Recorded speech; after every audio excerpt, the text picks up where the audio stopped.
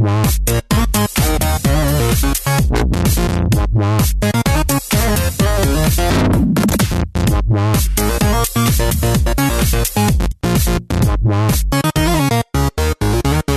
morning, good evening, or good day, and welcome to the Z to Z podcast, the home for Xbox achievement hunters and Gamerscore junkies. I'm your host, Brandon Freem, and thank you so much for listening. At Z to Z, we love gaming, and in particular, grabbing achievements and gaining Gamerscore. We do news, reviews, and interviews. If it's about achievements, we'll unlock it. This week's show is all about betas. We look to have a good, fruitful discussion about alphas, betas, server tests, and the like. Maybe it'll even turn into a debata. You know, when I wrote that, I thought it was bad, but saying it out loud was just terrible. Anyway, along with our feature content, we've got a huge backlog of listener feedback, and a lot more after that outstanding interview with Christian Allen. Beta, you can't wait for this show. Oh, facepalm. Okay, I promise, no more beta puns. You know, you can find show notes for this show, as well as previous shows, on our website, z2z.com. This is episode 18.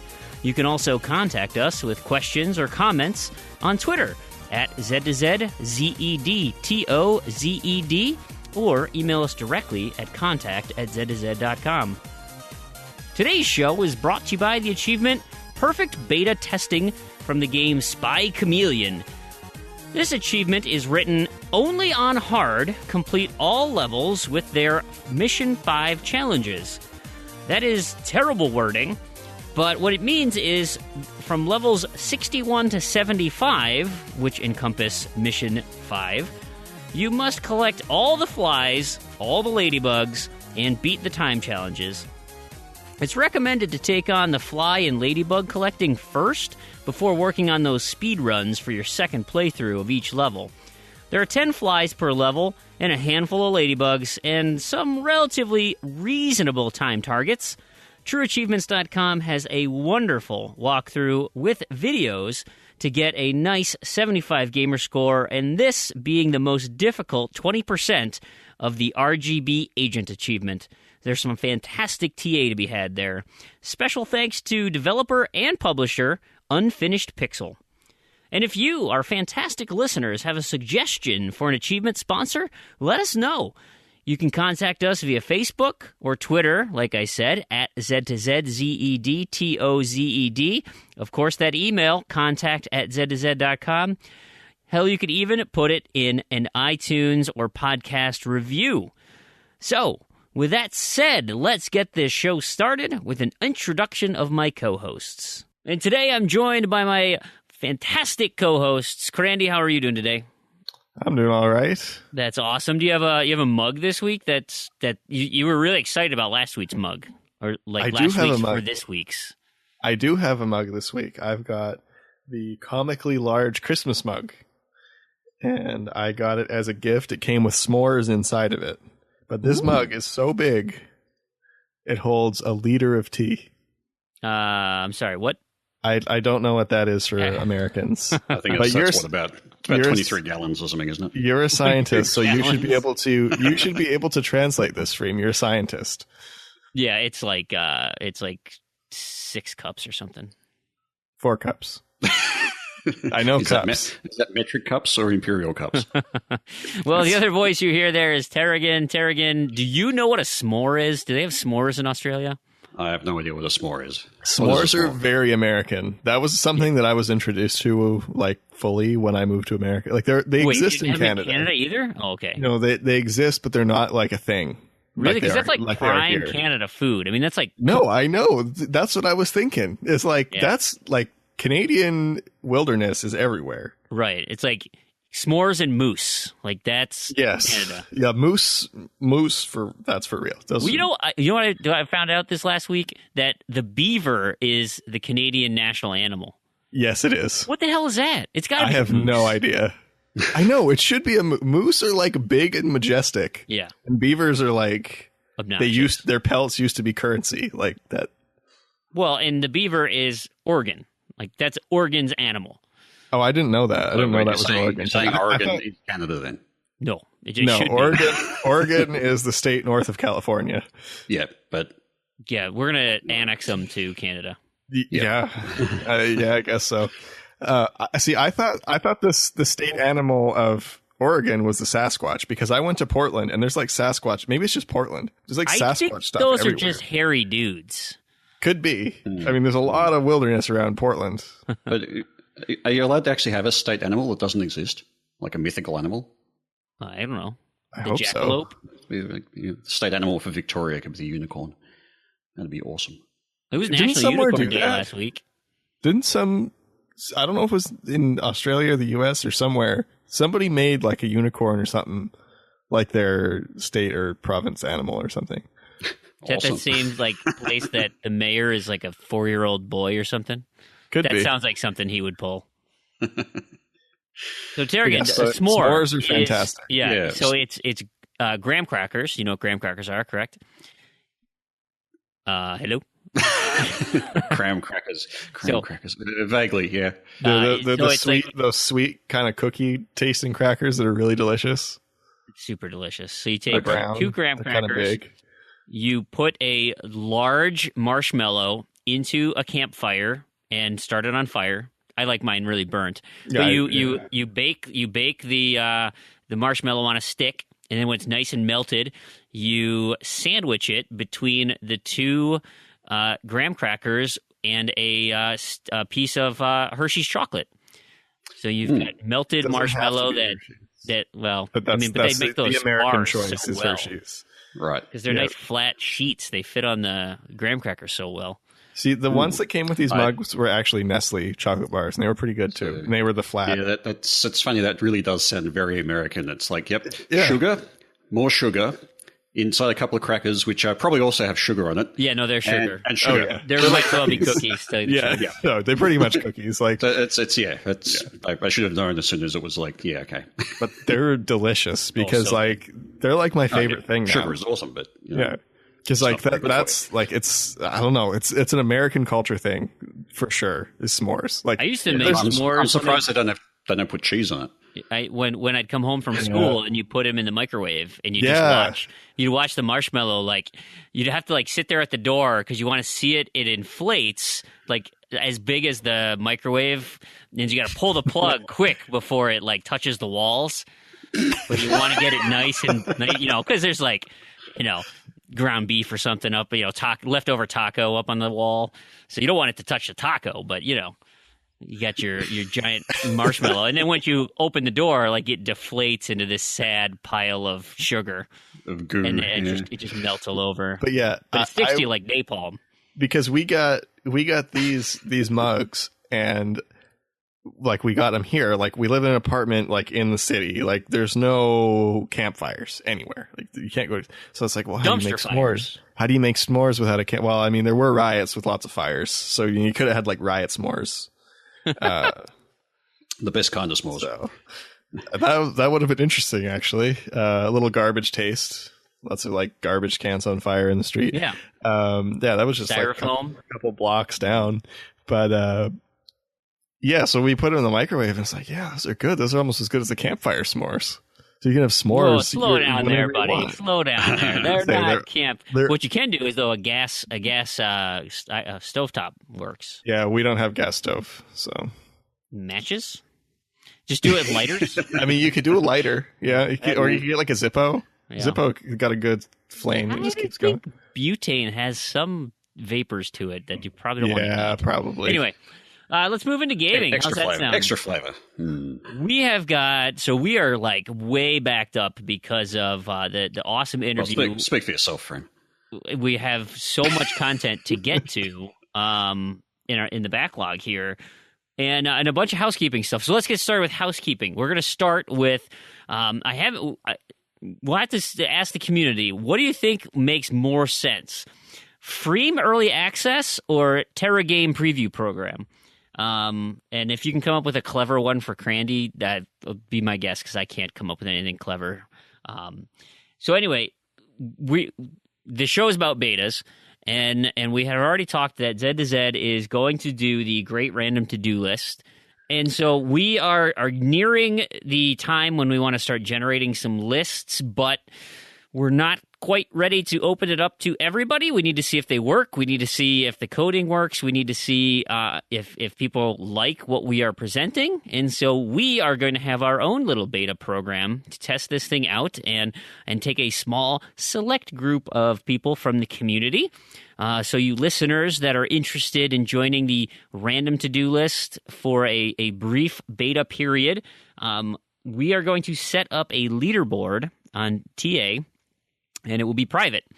And so you'll need to sign up for that one. And we haven't picked the number that we're going to select, but it is going to be limited. So I totally recommend, if you hear this early, get on there and get in, because it likely is going to go to first come, first serve. Although, maybe if you're really awesome, we'll figure something out. But definitely first come, first serve is your best chance of getting in. And so we'll run this for, a month or two. Maybe we'll even truncate the time frame a little bit just to get through some cycles to see how they work before opening it up to everybody else. We're just going to make sure that at least one person gets left out, so it's exclusive. Yes. So it doesn't. If there's like two people, one of you gets left out. Period. Right. Consider it a bye week. More housekeeping. So Dark Souls. The Dark Souls Freamcast is going to happen April 23rd, 10 p.m. Central Time. I am going to be doing some test streams on Twitch through the Z2Z account to see if I can get it to work. So if you want to subscribe early and see what I'm doing, it's probably going to be Destiny related, because that's just what I do nowadays. But maybe I'll stream some other random crap. I should probably try and stream a backwards compatible game that's not Dark Souls, just to see if that functionality works. So yeah, that'll be happening, but on April 23rd, 10 p.m. Central, keep your eye out for the Twitch stream of me trying to play Dark Souls for the first time. It is sure to be a disaster. We also have the Achievement Hunt Community Show number 100 that I will be a part of. That records on Sunday the 17th. It's up on the 18th, so you should be able to download it now. And I had mentioned last show that Terrigan, our very own Terrigan, was on episode 98. So go listen to that one too. It was a lot of fun. Absolutely a lot of fun. The other thing that we got as a response from our last show was demos or game trials that you can earn achievements in. And so we started to get some responses. So Cinecide sent a link to one of the forum posts in True Achievements that actually has a list started. It is certainly not comprehensive, and it is not structured in a way that's very user friendly right now. You've got some games in the original post, and then there's like comments, and then a couple random games, and then some more comments, and then comments, and then comments. So there wasn't much updating on the original post, so I think we've got a good start there. And Griffey95 also PM'd me a list of some games. So let's try to put something together and get this master list of achievement unlockable previews or trials or whatever, where you can get a little bit of gamer score for testing some things out.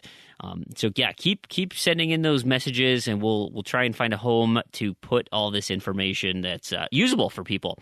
Because hey, free achievements is always awesome, and not the free achievements like playing Happy Wars or Gems of War or Frozen Freefall or all those other free to play garbage games. Ew. Yes, those don't count, even though they are glorified trials. They are hideous. No, Speaking of free, Dirt 3, the VIP pass is free. Was this the first one that was on Games with Gold?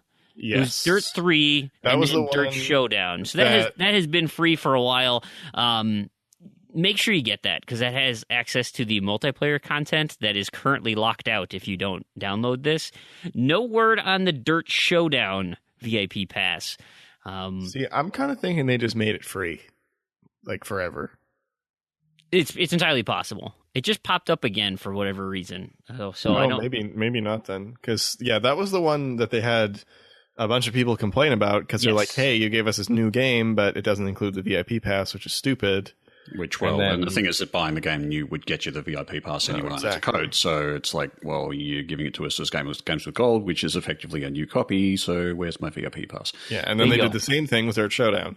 But they didn't Never give gave away out the VIP pass. Yeah. So just kind of a So, PSA. yeah, I won't if you be never buying downloaded those. it, go out there. I mean, I can't imagine it's going to stay free. I mean, it might stay free forever, but it might not. So, if you don't want to get locked out, I recommend grabbing that. And finally, along with this huge amount of free stuff, we generously received donations from Watery Drip 37, Buck Marley 155. Both of those individuals have sent us some game codes to give away. We've got Alan Wake, Quantum Break, all sorts of goodies to give away. Plus, we have our own codes to give away. Me, Terrigan, Crandy, we've got codes coming out of our ears. So keep your eyes peeled on our Twitter feed. All sorts of opportunities to join these, these Gleam Run contests that we do. We've just set forth a plan to start giving things away at a rapid pace. So Yeah, because we've got a little bit too much. It's kind of we've been getting codes given to us way faster than we ever expected. So now it's time to speed up the giveaways. yeah, and so again, thank you so much, Watery Drip, Buck Marley. That's an awesome gesture. We so appreciate that. Huge thanks to the community for everything that has been sent to us, and of course all the developers that are also extending their generosity to our tiny fun little show here. We are very happy with how it's growing, and so please help us continue to grow it. And all this social media stuff is only going to help. So thank you again from all of us here at Z2Z Podcast. I think that does it for housekeeping. Does you guys have anything else that we need to touch on? We're in pretty good shape, right? Yeah, I think we just need to think get that's it, into our backlog. There is so much in our backlog. So with that being said, what exactly have you been playing from your backlog, Terrigan? Absolutely nothing. Nothing. All new stuff. What you're saying? That's pretty much all new stuff, That's or newish. great. I've been playing a lot of Elite Dangerous. It's kind of been my go-to game. For the That's last not new 2 weeks. stuff. It's new to me. It's newer. Didn't they just come out with a big new patch, didn't they? It's in progress. The state of the patches on the Xbox is a little bit out there. So, but they have like this Horizons expansion for PC, which has been out for a while now. But that like allows planetary landings and setting up bases and stuff like that. So that's pretty cool. But that's not on Xbox as yet. They've just announced that they're doing a beta for the next patch on May, but that'll be on PC, but should follow on Xbox soon, I think. So, that's a very, very big time suck of a game. It's kind of like, imagine Destiny, but with spaceships, I think is how you'd be best describe it. Destiny does have spaceships? Yeah, except that this is literally flying around spaceships. Oh, you can actually. I was just listening to the Major Nelson podcast from early February or early March, the one with Phil Spencer on it, and they had Graham Boyd from the UK. And he was talking about Elite Dangerous, and he went to a developer show, and the two devs there were watching him, and he docked his ship the first time, like, successfally, and the two devs apparently looked at him like, nobody does that. What's this guy's deal?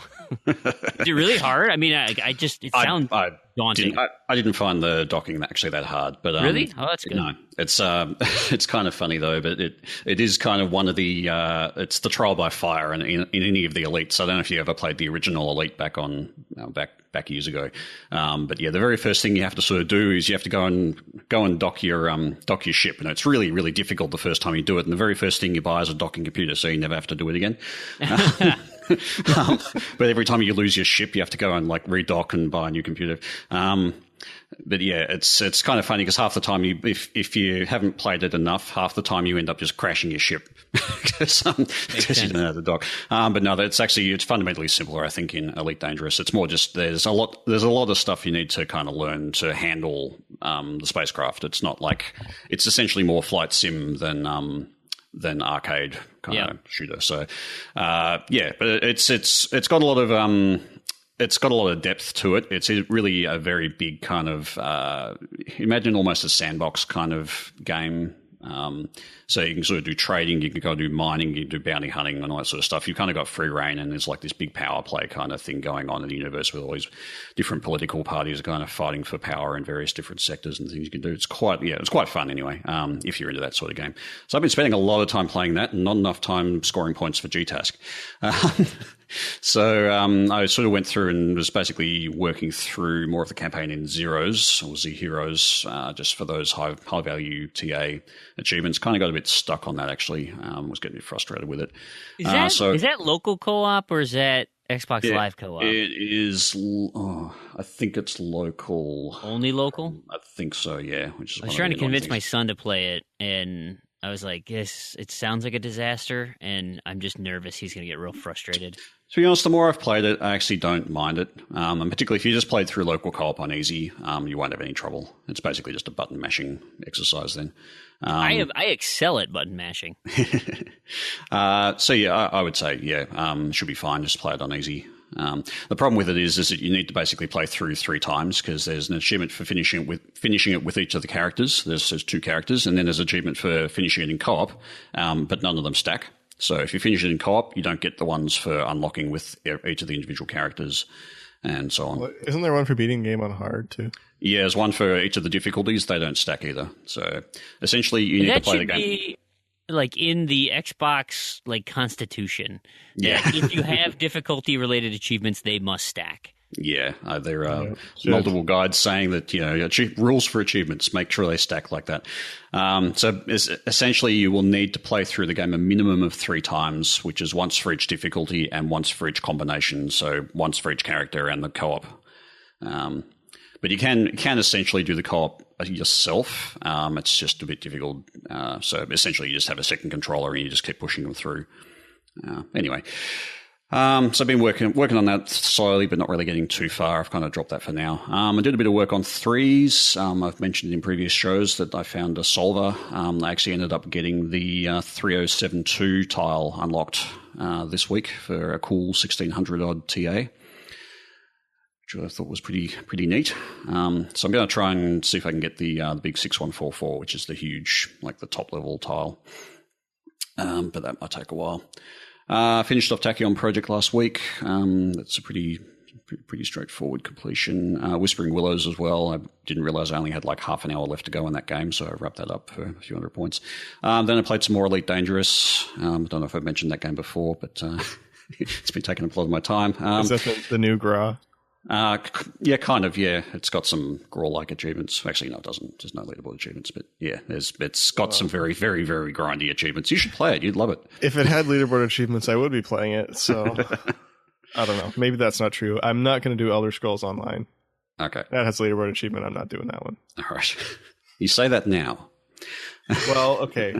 No, I still wouldn't do it because the game is like a 2,000-hour completion or something. I'm not. Right. I'm not. Well, that's really... It's child's play. Yeah, it's nothing. Yeah, I mean, compared to Gra, but I would never do Gra again, so... Yeah, well, I'm going to stay away from those. They're going to bring out a definitive edition of Gra, I think. Oh, okay. Leaderboard achievements and all? Probably, yeah. No, I would do that. I'm kidding. I'm kidding. I don't know if they're doing a definitive edition. No, I don't think they are. But if they did, I would do it again because I could get it right away and... No, it's totally separate leaderboard. No. I mean, you got a clean slate. So if you get it on release day, you know what you're doing. You're gold. Yeah. You can block everyone. Oh, of course. That's how it works, right? You're a nice guy like that. Blast and Bunnies. That's an ID at Xbox game. You're basically in a turret shooting bunnies, funnily enough. It's a nice little diversion. I just play it in short bursts, but yeah, it's good for achievements. And Project Spark as well, which we'll get to later. But the Conquer and Ceph achievements are sort of became non-available and then became available again. We'll get into more detail on that. But I've been playing through a bit of that, and that's actually a really good yield for GTASK as well. Oh my gosh, yes.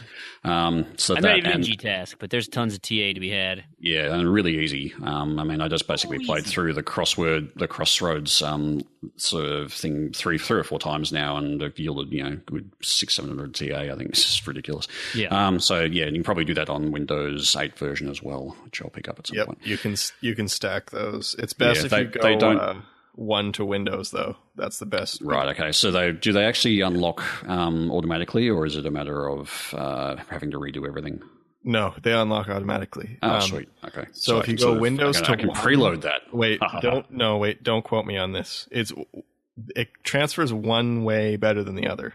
Right. But I don't remember which. So I think it's one to Windows, but I'm gonna have to confirm that. I have actually started the Windows version, but I might be able to just delete my save or something and start again. And then I played some more Elite Dangerous. Again, don't know if I've mentioned that, but it's a really good space sim. What is that? You should play it.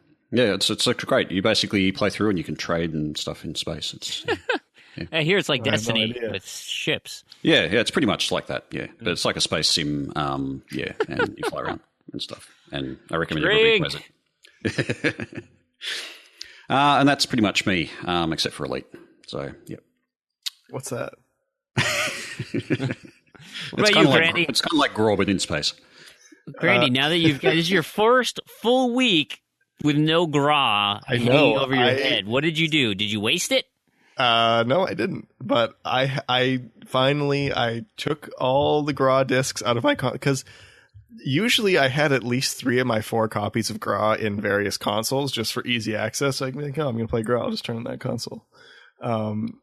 So I finally took them all out and put them away in my game box. And so after that, I played Killer Instinct. I'm just surprised I'm surprised you have a box just for games. I mean, I don't think I could fit all my games in a box. I have a little. It's like a box with hanging disc sleeves in it. So I left all the cases back in the old country when I moved, and I just bought these. I've got 3 boxes that hold 80 discs each. So I keep a bunch of games in those, and then all the games that I acquire here, I put them on a bookshelf in their cases. Right. So since I had Graw forever, they go in the box. Then some Killer Instinct. I've been kind of making my way through ranked matches now that I got reset, which I was really happy about because it makes winning matches much easier now that I'm basically a killer tier player fighting in bronze and silver. Stomping noobs. Yeah, kind of. There's still a lot of people in my situation that are kind of just working their way back up, though, that actually try to win. So you get a lot of people that are really good and then a lot of people that are appropriately in that tier. So it's kind of a mix, but it's a lot faster than fighting with characters you don't know how to play at killer rank. That happens in Hearthstone with me all the time. Like when they do the monthly resets, and it's like I almost end up waiting to the end of the month because it's like I just want my card back. I don't want to deal with you tryhards. Yeah, and Killer Instinct is good because they only do it like every season, so that's like every year and something. So it's not too bad. So it'll be it's starting to kind of thin out the really top people now that they've all kind of made it higher. I finished Red Faction Guerrilla this week. That was a long time coming. I've been almost done forever, and I finished the PC version ages ago. So I finished off my last 20 ranked matches and finished up the DLC and, of course, the Wrecking Crew or whatever it's called. I hate that mode. Takes forever. Super boring. Kind of fun, like if it was like at 5 million or something, but it's like 25 million. It takes like 5 hours. I found that much more entertaining than doing the ranked match grinding.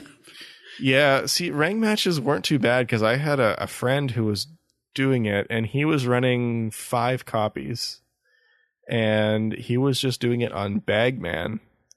So he noticed I hadn't finished it, and he just asked me if I wanted to leave my box on because he was hosting. So I could just join his lobby, and then he was just letting the matches idle out. So he got me about half of the wins I needed. and that was nice because that saved me a bunch of time. But I mean, I had enough to run 6. So if you're running 6 by yourself, you can get. When I did it on PC, I did that achievement in 4 hours, I think. Okay. All 250 in 4 hours. PC's a little faster. It was yeah, easier I to found do, that actually. but I found the PC version a bit quicker. it was more consistent with host. Yeah, but I think we just sat down and nailed it in like two dedicated sessions. And, and I think that's the best way to do it. I was surprised how quickly it went compared to 360. Yeah, and the one that really takes a long time is the 5,000 kills. That one takes a long time. So that was Red Faction Guerrilla. I've still got to do the 5,000 kills and the 100,000 XP, I think, on both versions. Yeah, it takes a bit. Then I moved on to... I played one mission in Perfect Dark Zero, because that's about all I can take at a time in that game. It's so brutally difficult, and not in a good way.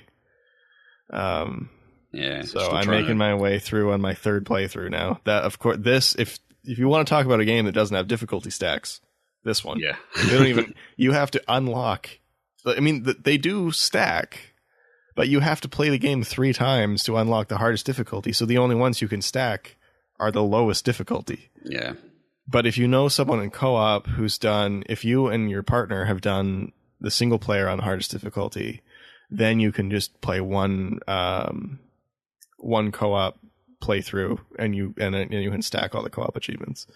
So that's a little bit of a plus. But yeah, that's I need 5 gamer score in that game, and then I'm done rare replay.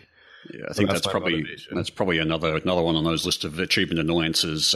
Game modes, extra hard game modes that unlock after you've finished the game once. It's like let me go to the hardest. And then they take it to another one, and they say, okay, you finish the game once on medium, then you unlock hard, but you don't unlock extra hard. And to unlock extra hard, you have to beat the whole game on hard again.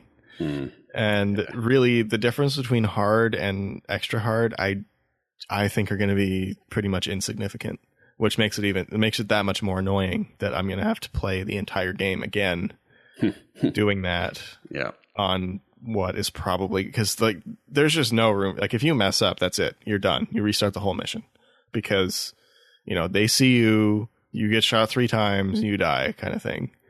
Which is fine if the missions weren't like 40 minutes long. Yeah, I know the game. It's very early days of Xbox and achievements, and just gaming. I mean, it's a fun game if it wasn't so punishing. Like on medium, it's pretty fun, but once you get above medium, it's just like this is too much. So there's that, and then I finished my last actual non-idling achievement in Universe at War, Earth Assault. That's when I started way back when we did that ratio contest. Yeah, I still cleaning that up. Really good game. Love Universe at War. Super fun. So the ratio contest was a contest held on the Achievement Hounds forums, and every day it was in teams of 2, so you had pairs, and every day they needed to get a combined ratio or hit a certain combined ratio. And we ended up taking that one out, actually. The first one. I ended up popping my first GRA leaderboard achievement in that contest. I think one day our combined ratio was like 25 or something. And I basically had to do nothing that day. Well, I didn't know it was going to happen, so I was just like, well, because I had already popped an achievement to put us over. Yep. And then I popped that one later in the day, and I was like, hey, can I actually change our achievement? I got a better one. So that was kind of funny. So now I just have to idle for another 60 hours or a little bit more than 60 hours in multiplayer, because there's an achievement for playing multiplayer for 75 hours.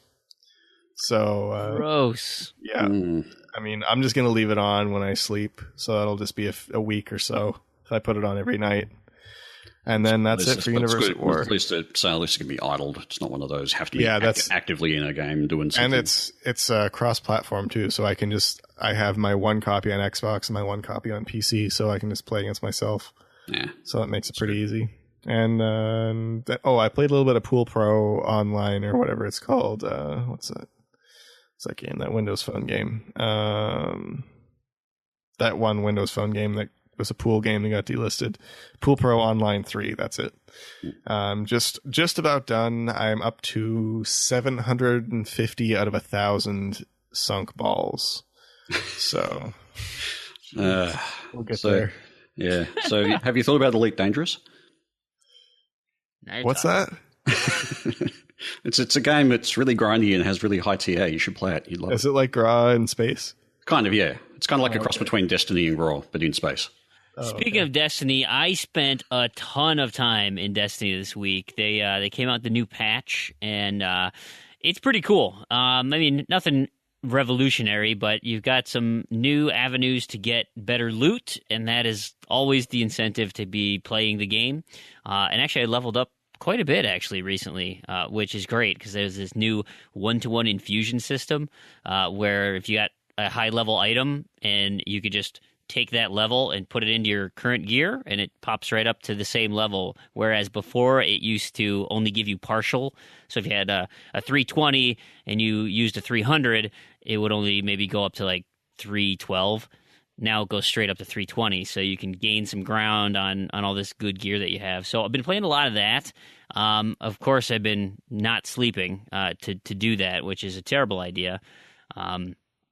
But I'm getting raid ready for that hard mode run, and so I should be able to do that by the end of the month. I don't think I'll be able to get to the Warlock part of it, so that will be likely a failure on that goal for the month. I also went to Ben 10 Rise of Hex. There was, so for my weekly achievement scavenger hunt, it's kind of Pokemon related. It's got to catch them all. And so it's looking for an achievement with collectibles. And one of the open achievements in Rise of Hex was a collectible achievement. And I played that a little bit. I ended up getting 2 of the easy ones of like not getting hurt in a level and not collecting any health any like life power-ups or anything. I just played the first level real slow, real smart about shooting dudes down and stuff. It was pretty darn easy. But then I started to play through, and I'm like, I don't remember all of it. It's just a simple platformer with key cards and all this stuff. And it's like I don't remember where everything is, so I have to relearn the whole game. And I'm not looking forward to doing that. I wish there was like I've looked at some videos online, but they're all from starting from scratch. So when you start from scratch, you don't have all your characters unlocked. But if you start over and play to try and do your time, playing on normal through your time, you have all these other guys, so you can move so much faster and maybe take shortcuts and stuff. Like you could absolutely just skip puzzles because you have guys that can jump high enough or double jump or whatever. I can't find. So if anybody out there has a speed run walkthrough or the somebody going for that beat the game in under 3 hours achievement, like that would be super helpful. So I don't know if I'm going to finish that one this month either. I'm pretty much just bombing all my April goals. I still want to do that Connect Fun Labs because that won't take me that long. But I've been sidetracked by 2 games. Project Spark, which Terrigan mentioned, and we'll go into a little bit more detail. I feel like now is the time to really make a push to finish that thing. Yeah. I'm a little nervous, and so now's the time to go and just start cleaning things up.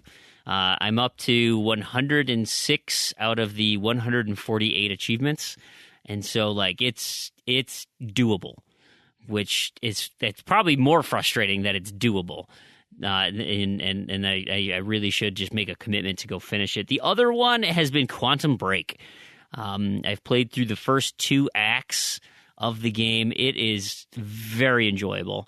And I like the TV show part of it. That was kind of cool. Streaming the TV show.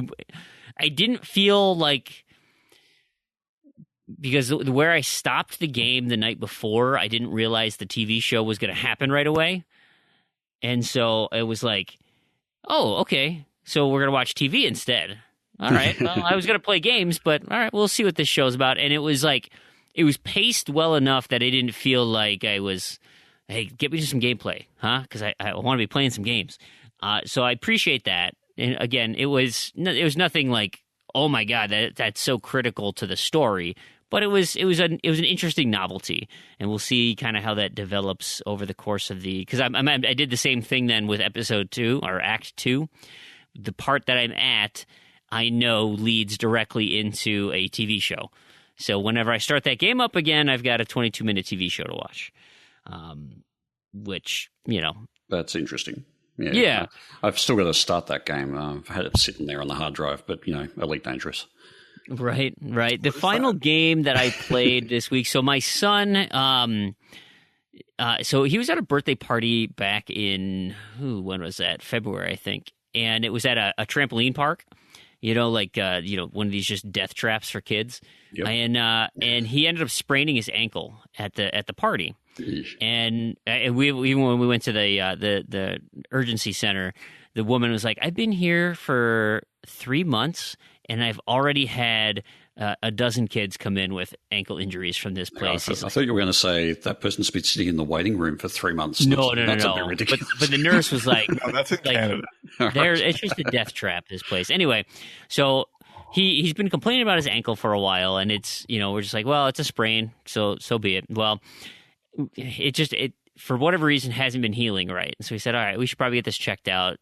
Turns out he's got a Harris fracture in the growth plate of his foot, so now he's in a walking boot, and so he's pretty bummed out about it because I'm the coach of his baseball team, and he can't play baseball, and so he gets to come with me to practice, but then can't do anything. Is he? Can you get in cricket? And this is not exactly related, but in cricket, if you've got people who are, or batsmen who are injured, they can actually get runners. Yeah. Are you allowed to do that in baseball? You can get pinch runners, but if you sub them in, they're out for the game. And so for practices, he can hit in practice, but he can't run.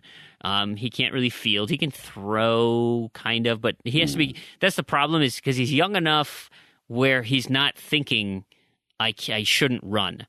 He feels like he can go do everything, and so it's like you don't want to just encourage him to do that. You've got a moon boot. You can just clop around. So he gets it. We'll take another look at it the day before the actual game start, the season starts. So hopefully he gets it off by then. But he's feeling pretty down about it, and so I said, hey, I noticed Terrigan bought a brand new game. I said, hey, this will be kind of fun. Let's play. That's pretty unlike me to buy new games. Yeah, right. Let's play Stickbold, a dodgeball adventure, and so this thing, okay. Is it Scandinavia or is it Norwegian? Where's the company from? Danish? Well, no, Scandinavia covers all of those. So it's all of Scandinavian is roughly the right base. I'm not sure exactly where they're from. Very Scandinavian. I mean, they even talk in whatever language they're using. Obviously I'm not fluent in Norwegian or whatever it is, but you've got Bjorn. And then Jager and all these umlauts all over the place. Yep. And it's just silly. Total lack of vowels. Absolutely silly. And so it's a dodgeball game, essentially a twin stick shooter. He was having such a hoot running around trying to play this thing, and we ended up getting one achievement in it for unlocking. You have 3 challenges per level in the story mode. And we did it. We did the first level, got the 3 challenges in that one, and then the second one, it was you break these benches. Okay, that was easy. Throw a beehive at somebody. That was easy. And then the other one was pass a level without getting hit. And I'm trying to be just run away. Don't you got to hide. And so if he goes and hides in the bench, this VW bug comes driving around and just runs my son over. And so, he takes damage because he got hit by a car. I'm like, I don't remember dodgeball with cars, but I mean, it's just a real silly game. Did he get the Freenhalf gamer tag yet? Yes, but he's not using it still. He's still using my free bonus. I should swap him over. Once he's commits to actually playing games and going for, because this one, unfortunately, so it is couch co-op. I believe there's also online co-op, but if you're playing couch co-op, only the first player gets achievements. Oh wow! If we're talking about achievement no-nos, that's the third one. Yep. Guitar Hero 3 was the king of that. Yeah. Worst. And more recently, Chariot was like that too. Couch co-op and only the main profile achievements until they patched it. They actually released a patch to fix that due to complaints about that issue specifically. So kudos to the Chariot guys.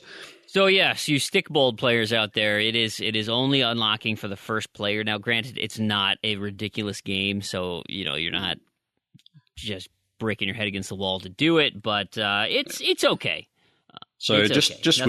with Freem Half, what age do you think is appropriate to get that account on True Achievements? Like when is it age appropriate to introduce somebody to the achievement bug? I don't know, because it's all downhill once you're on True Achievements. Yeah, it absolutely is. Actually, it's funny you say that. I got a message from. We'll just go into some listener feedback off of that. Matt Quinn 89 sent me a message, and he's kind of done some other things, but I'll read this part. He said, "Hey, I normally tweet feedback, but I've got quite a bit to talk about after listening to episode 16. That's right, I've caught up. I'm only one episode behind." And he said, first, he's taking credit for the Quinny 89 review, the one that we talked about where he had listened to 2 episodes and said he liked Freem better, and it was like semi-critical of everything. Yep. He said, I've been meaning to go back and change it because I posted it after episode 2, and I agree with you that you guys have really found your rhythm after those first couple episodes, and the show flows perfectly now. And in order to catch up with episodes, I've started listening to the show in the car so I can get more up to date. So he's gotten a longer commute, as we suggested. Yep, we exactly started that. And so then he goes on and he talks about his transition from being a casual gamer to an achievement hunter. And it was literally started when he just played big AAA games and just dabble in them a little bit, earn a couple hundred gamer score or whatever. And then he visited True Achievement. That's it. And he's like, that's what happens. Oh, well, look at how terrible my completion percentage is. Man, I have a lot of achievements I should be unlocking. Look at all these easy achievements. So the question is, do you get the bug before you go to True Achievements? Because you have to have gone to True Achievements for a reason. You find this thing and go... Well, and so here's his reason. He was looking for a Far Cry 4 boosting partner, or a partner, like a co-op partner. So he's trying to set up a game session for Far Cry 4, and so he signed up, and he's like, that was nice. I should, and then that's where he started to look at his... Right.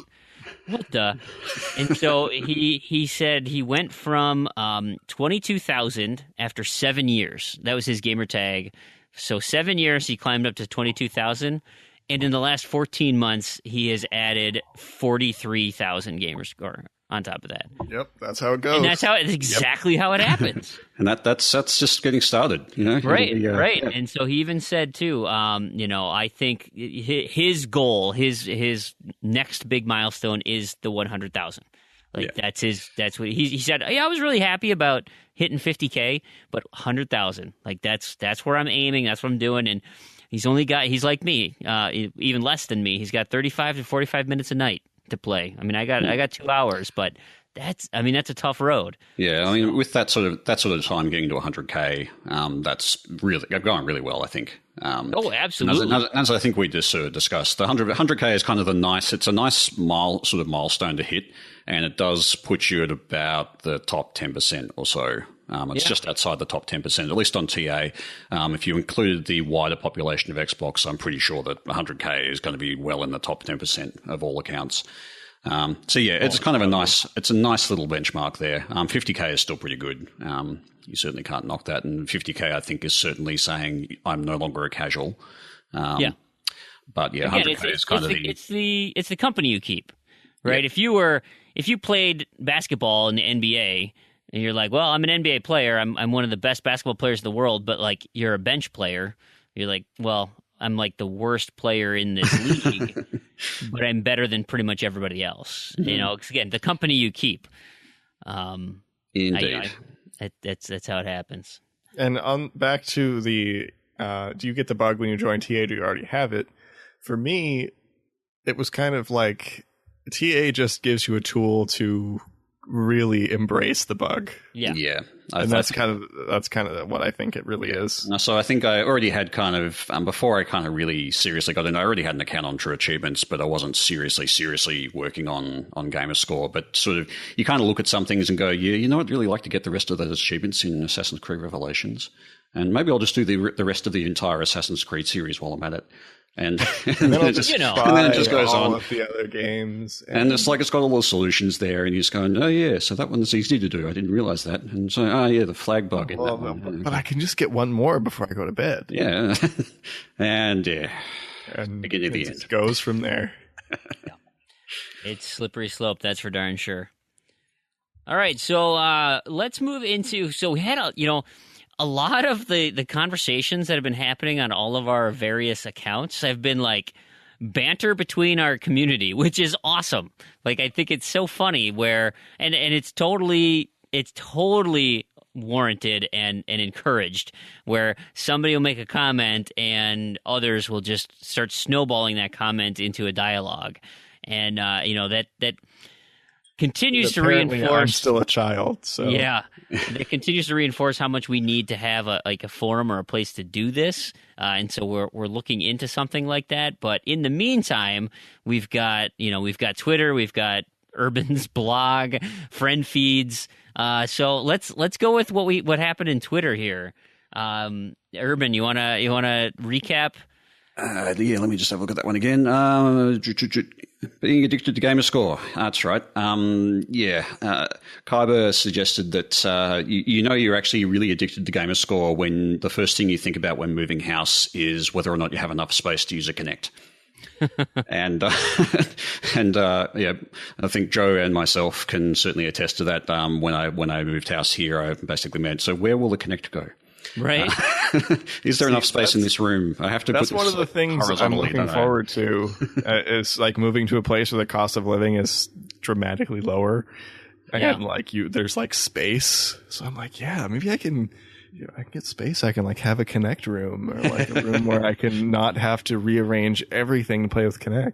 Yeah, so that was one of my. It was one of my priorities. I mean, I wouldn't have said that I would have knocked back a house because of that, but it's certainly up there in my list of things that I would like to have in a house. No, yeah, it's exactly the same as me. I'm not going to say, oh, we can't live here because I have to rearrange the living room and play Kinect. The entire house is perfect. It's got its own masseuse room, but there's no place for the Kinect. Sorry. Yeah.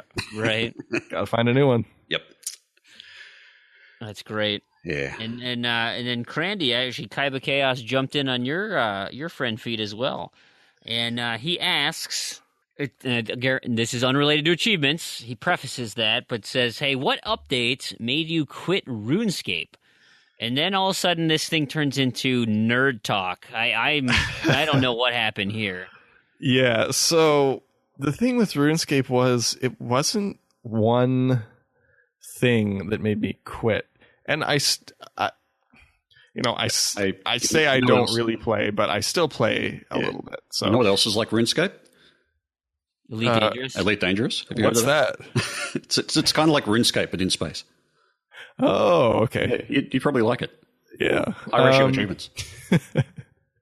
So what happened was it was a combination of me finishing high school and transitioning to... No. You haven't finished high school.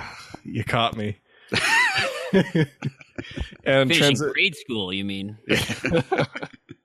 And kind of transitioning into college where I had less and less time to play RuneScape because RuneScape's an MMORPG and it requires a lot of time. To really embrace it, it requires a lot of time. That's so unlike every other MMORPG out there. Right. Yeah, well, actually, compared to other stuff, RuneScape probably requires less time.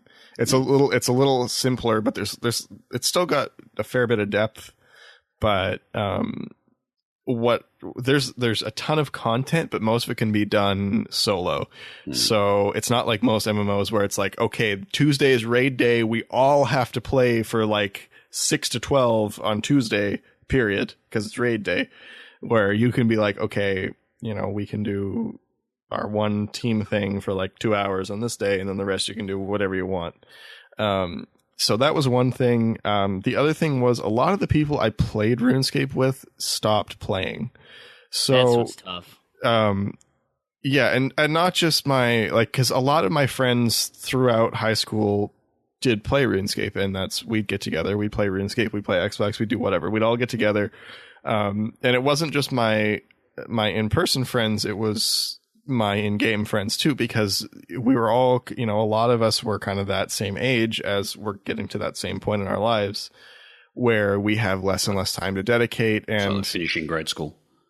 Yes. and people kind of disappear, and then some people hang around, and they hang around less often, and clans disintegrate because I've been through all of that. Yeah, and that's kind of a normal thing in a game like that. I think and people like me get really annoyed with the whole ongoing DLC travesty that happens in a certain game that and kind of quit out of protest, and so that kind of clan falls apart. Yeah, I know what you mean. Yeah, and that too was another thing, is RuneScape for a very long time was very kind of pure in that it didn't allow any kind of pay for advantage, like zero. So they didn't, and they also didn't advertise. So a lot of the new traffic was from word of mouth, and their only source of revenue, because it's a free-to-play game. You can play entirely for free, or you can buy membership, which gives you like a huge more world to explore and like skills and stuff. But their only source of revenue was membership. And then they added a like lottery wheel where you could pay. A lot of people paid a lot of money to get things. Like, it wasn't so much cash, but there was a lot of XP rewards. There were some items, some cosmetics, some not. There was cash, and I was very upset by that, because it was really them, and they did it, the way they handled like the kind of like public relations with it was very, very poor. And they were like, oh, our fan base wants this, when not a single person has ever said they wanted that. If they had just said, we need to make money, like, we're not making enough money to do the things we want to do, I think it would have gone over a lot better. But the way that they handled it and basically flat out lied to the community when there was like tens of pages of people saying this is horrible and not a single comment saying I support this, I felt that was handled very, very poorly, and that kind of upset me. So that was the time when I really slowed down, and I did completely stop playing for probably a couple of years. And then I started to get back into it, but not like I used to. So I don't think I mentioned it on the show before, but I have almost an obsessive personality with games. Right. Well, yes. But I have almost a year of playtime on RuneScape. Nice. So yes, that's like 1 year, like 365 days that I spent logged into the game. Terrigan, have you played this at all? Or do you know anything about RuneScape? No, nothing. Okay. I think, because we have three people in this conversation, I feel like we should do a dramatic reading of this conversation where I take Kaiba Chaos, you take Supernova, and Crandy's himself, and have two people who have no idea what these words mean try and sound like... Because I'm reading through this right now, and I'm like, I think I know what some of the shortcuts are, but I'm pretty sure it would just sound Let me see ridiculous. here. Let's see. All right, so do you want me to take Kaiba? You can take Supernova. So are we going to do this? I'm Okay. going to do Kaiba. Ready? Let's see. I got to find my parts. Okay. So yeah, I'm Kaiba. Okay, yeah, I see. Yeah, Kaiba this will be Chaos, good. Terrigan is Supernova X360A, and then, of course, Crandy's Crandy. So the question was, what updates made you quit RuneScape? Was it the free trade limit, the evolution of combat, or something else? How many 99s did you have? Do you still play? How many 99s do you have? Well, mine are woodcutting, fletching, fire making, agility, cooking, and divination. I also met the Gower brothers at RuneFest last year. What about you? Oh, that's awesome. Very nice, smiley face. I'm actually maxed with a comp cage. I have way too much free time. Tongue face. My time is split, though at the moment I'm mostly doing achievements. Might try to make enough money to get into RuneFest for free this year. Right. I'm always AFKing RS if I'm on the Xbox. You know that's RuneScape. Come on, RS is RuneScape. How many bonds do you need? ? Perhaps I can help you out a bit. I'll go into more detail tonight, but I do still play a little. I pretty much only merch from the companion app, though. I have 93 BEM at the moment, and I haven't bought anything. I think it's 35 bonds for RuneFest, so that's like 350 M-ish I need, so a lot. Lol. Oh, cool. I always said that you never truly quit an MMO. Merching usually goes wrong for me. Doing divination for money at the moment. Hey! That's what that anti-face means, right? Right. My finance studies have helped me quite a bit. I still wish Jagex would release volume data for the RS3 GE. Well, I understand English and I get most of those words, but when you start putting them together like that, I don't have a clue. So do we want to go through the terminology then? Not really. We'll do it quick right now. So 99. What the hell's a Jagex? Okay, Jagex is the company that makes RuneScape. Okay, and who are the Gower brothers? Gower brothers were the founders of RuneScape, so they're the original guys that built the original MUD game. Okay. And what was that multi-user dungeon? That's million gold. Okay. So that's like he has 93 million gold. He needs 350. What a bomb. 99 is the highest level you can get a normal skill to. Yeah. And the RS3 is the current version of RuneScape. So there was RuneScape Classic, which is considered RuneScape 1. There's old school RuneScape, which is considered RuneScape 2. That's now considered old school, and they have separate servers for it. And RuneScape 3 is the current version with the new combat system. So like they're all RuneScape, but in RuneScape slang, they're RS 1, 2, 3. Usually usually RuneScape 1 is referred to as Classic, but technically it would be RuneScape 1.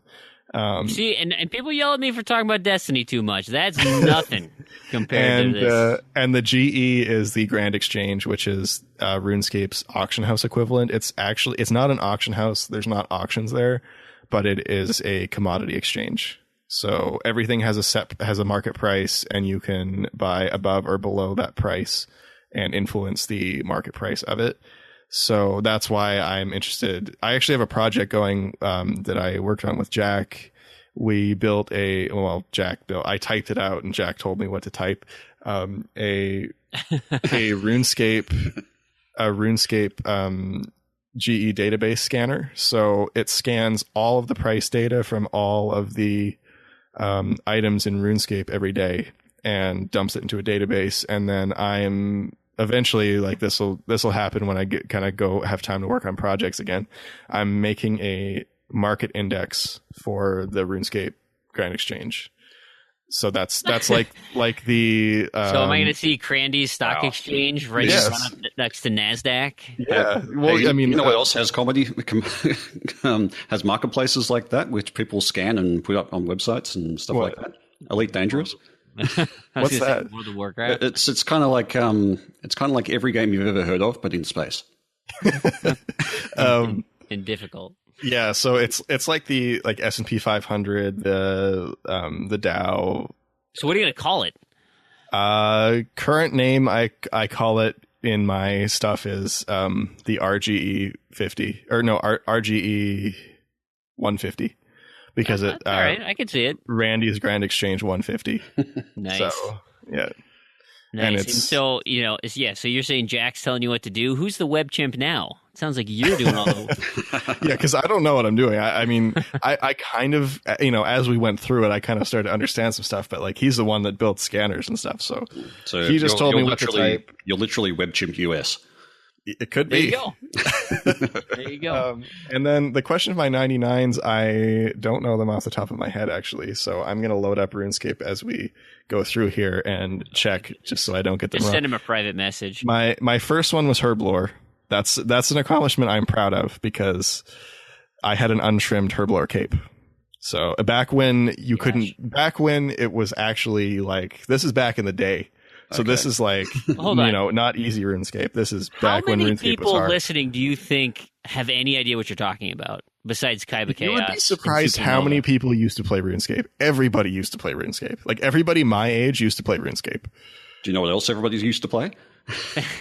But like, that's the thing. How many people? Like, because I've never heard of it, and I'm older than you. Tarragon's older than you. I know a lot of our listeners. To are be but fair- this is to be like- fair okay. for him, everybody's older than Randy. Yeah, I mean, like, No, like elementary school through like early high school is like the age of RuneScape, and then nobody ever stops playing. So there's like, then you get like a bunch of people that are like my age now that have played RuneScape for like 10 years. next episode we're talking about Pokemon the whole time. We could. I wasn't as into that though. See, I I was wasn't too either. busy. I was too busy playing RuneScape. I mean, I played them, Yeah, but All right, we Pokemon should came probably, out when I was 16. we'll move on. We'll come Yeah, back. we When I should probably remember move I changed my password the other day. I can't remember what it is. All right, so we Brilliant. got a So question. we'll we move got a on, question and I'll from, continue this and then butt in.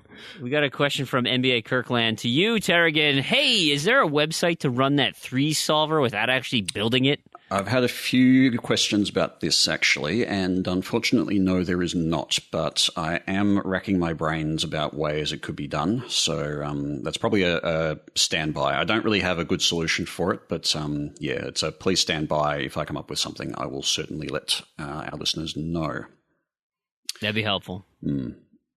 Because it is a very good solver. I was able to get it consistently. I actually found a bug in it and reported it up to the developer who fixed it pretty quickly. But I was able to get to the 3072 tile. I got to it twice pretty reliably once the bug was fixed. So I'm pretty sure it can get to 6144 with a few tries. Yeah, so it's pretty good. Cool. Nice. Okay, so right. I got RuneScape to load up. So my It'll 99s. take a while. What's your no, password? it's not. What's your password? Well, even if I told you, it wouldn't do you much good because I've got an authenticator. So, Okay. so my 99s Game's so are. old that your authenticator's like looking up in the manual. Find the find 7th the word code. No, in it the is line old. on page 2012. It is old, but it's not. It's not. It's up to date. So, they haven't let it run to shambles. So those are my So- favorite authenticators, though. Needing a manual. So my 99s are attack, constitution, strength, smithing, defense, herblore, ranged, thieving, cooking, prayer, crafting, fire making, magic, fletching, woodcutting, farming, construction, and hunter. No, not hunter, summoning. And I think we just lost the last of our listeners there. Yep. Thanks for listening. We've had a plummet in our download numbers. All right. It's the end of the Z to Z podcast. That's it. Done. It's now the RuneScape We're podcast. retiring. All right, Tarragon, pose that guy's question. Alrighty. So, Brandon says, Big L, that guy. That guy. How are you approaching Quantum Break? Do you ever do a first run through, not worrying about collectibles or achievements? Well, so I had asked some people. I asked Macca actually because he has completed it already, and I asked how should I approach this one? And NBA Kirkland jumped in too. Said start it on hard. Don't bother. It's actually not that difficult, and so that's what I'm doing. I'm starting the game on hard. I am not using any collectible guides, so I'm playing through straight. I heard as well that the collectibles are actually pretty decent in that. They're pretty easy. Actually, there's an interesting mechanic in there where when you open up the menu, you can look at. They have almost a timeline in the menu system for each level, and so it'll show you where in kind of the chronology of the level you either missed an achievement or where you're at. Not an achievement, where you missed a collectible and where you're at, like, if there's a specific story beat that's like highlighted this, there's a conversation here, you can replay that conversation And so then knowing, oh, okay, that conversation, then there's a collectible right after that one somewhere. Yep. And then there's, one, so I got that one, there's one next to it, those kind of things. So it's actually pretty easy to go back and track down. And yes, they're relatively easy to get to. There have been a few that I've passed by because it's one of those like, oh, I see it on my radar, and I can't access it from this side. I bet I have to go around the building and get in. And then when you go around the building, like you trigger a cutscene, and it's like, oh, well, I guess I can't go back. So I've missed a few along the way, but I'll just clean those up later. But no, I'm going into this one, and I typically do that with story-based games, is I will approach them, typically always on normal, although this one I'm doing on hard, and I will play it straight. If there's multiple playthroughs required, then I definitely will play it straight. If I can do it in one playthrough, then I will look at the TA guide for the missables and try and get an understanding as to why they're missable and if it's going to be a pain to go back through and get. But typically, I do not use guides to start my games. What about you guys? Do you guide up a game? I'm the same. I think it depends on the game, but if it's a game that I've been really looking forward to, say for example, Arkham Knight would be one. If there's a game that I'm really looking forward to, I've already basically committed in my head that I'm going to buy this game and I will play it on day one, and I'm just invested in the game. Then generally I won't look at a guide. Because it's a game that I'm sitting down to play purely for the enjoyment of playing and not for just the achievements. And I will generally go back and get the achievements afterward. So yeah, I try and avoid, for certain games, I'll certainly avoid the achievement lists. Other ones that I'm not so heavily invested in, I will take a look at the achievement list just as a bit of a scan through just to see if there's anything I will miss out on if I don't sort of pay attention to it. So basically a missables kind of look. And games that I'm just doing for game score, I'll guide it all up and yeah, I'll try and get through those as quickly as possible. So it really depends on the game. But yeah, games that I'm highly invested in, I will certainly try and avoid the achievements and just do a straight run. I'm a little different. I always look at the achievement list no matter what, regardless of the game. But if it's a game that I really want to play, like you are, a game that you're really invested in, this is usually games that I'm getting on day one, which is very, very few games. So I'll look at the achievement list, but then I will play it through I'm not going to go for achievements. I do just a straight play. I get into it. I enjoy it. And then I go back and clean up. So, and often I will still play it on hard. It depends on the game. Like if I know it's going to be, and if it turns out to be really difficult on hard, then I might turn the difficulty down. But like, for example, the last one that I really remember I did that on was Wolfenstein: The New Order. That was a game I was really looking forward to. I knew it was very story driven, and I just played through it the first time, and then after that kind of went back and just cleaned up the achievements. And I find that's really the best way to kind of get the most out of your game.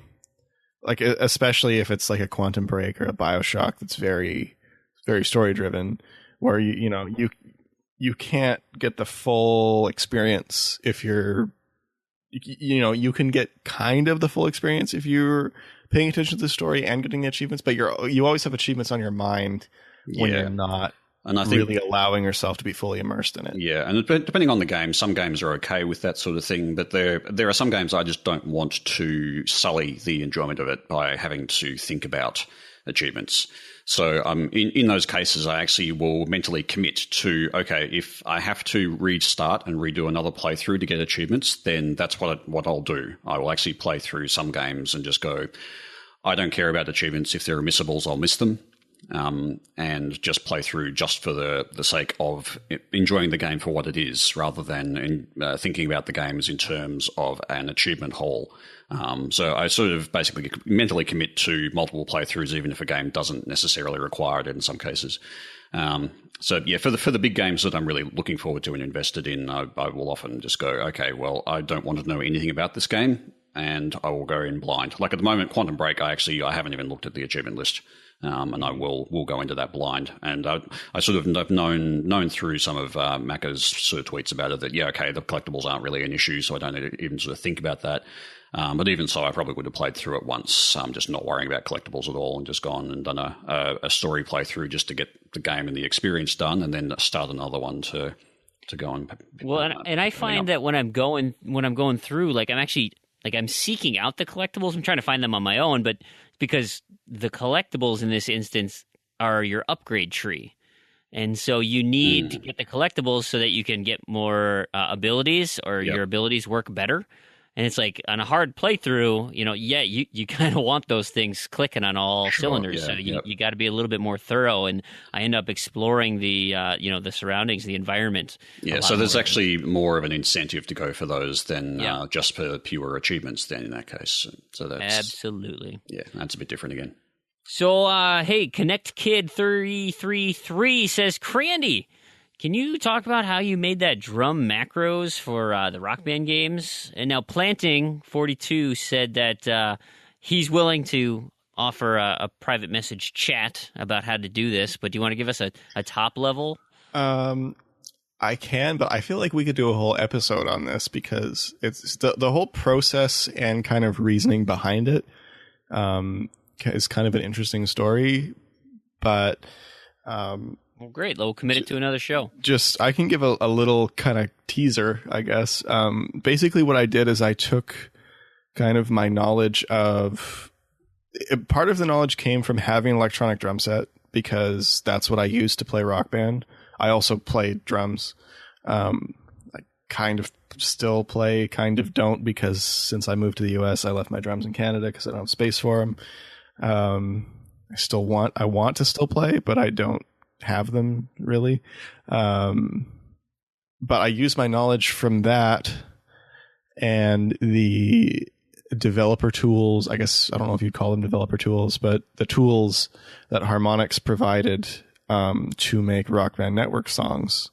And I used that information to work backwards from the MIDI Pro adapter and kind of how that all worked and what they were using to make these songs. And I kind of put that together and said, hey, I bet these songs on disc work just like that.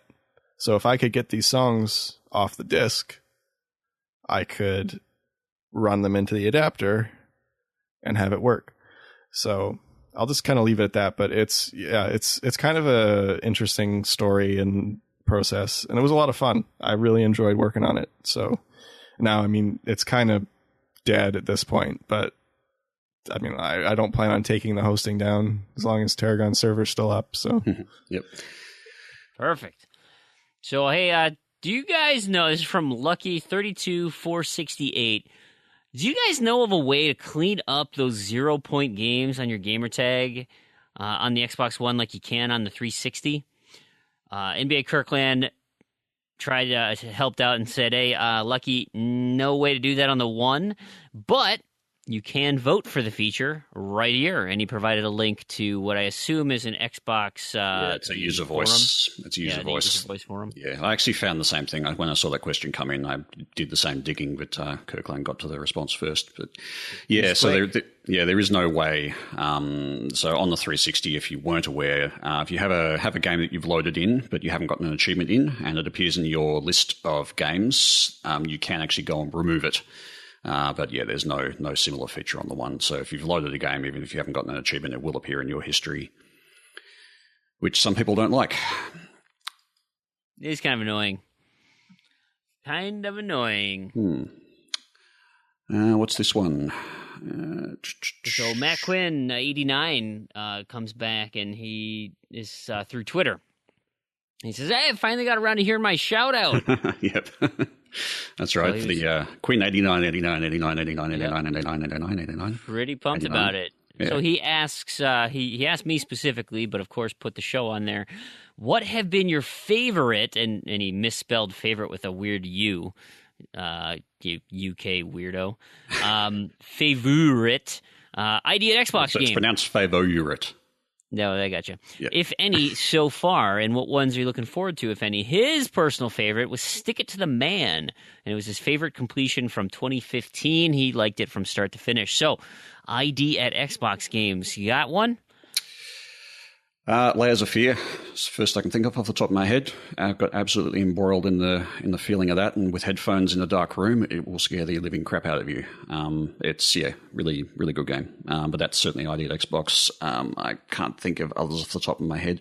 I'm not sure that Elite Dangerous falls under that category. It was on the game preview program. But it is basically a full price game when it comes right down to it. So, I don't think I can include that. But certainly Layers of Fear would be my top at the moment that I can think of. Crandy? Oddworld New and Tasty. Of course. Love that. That's definitely, they're very adamantly indie.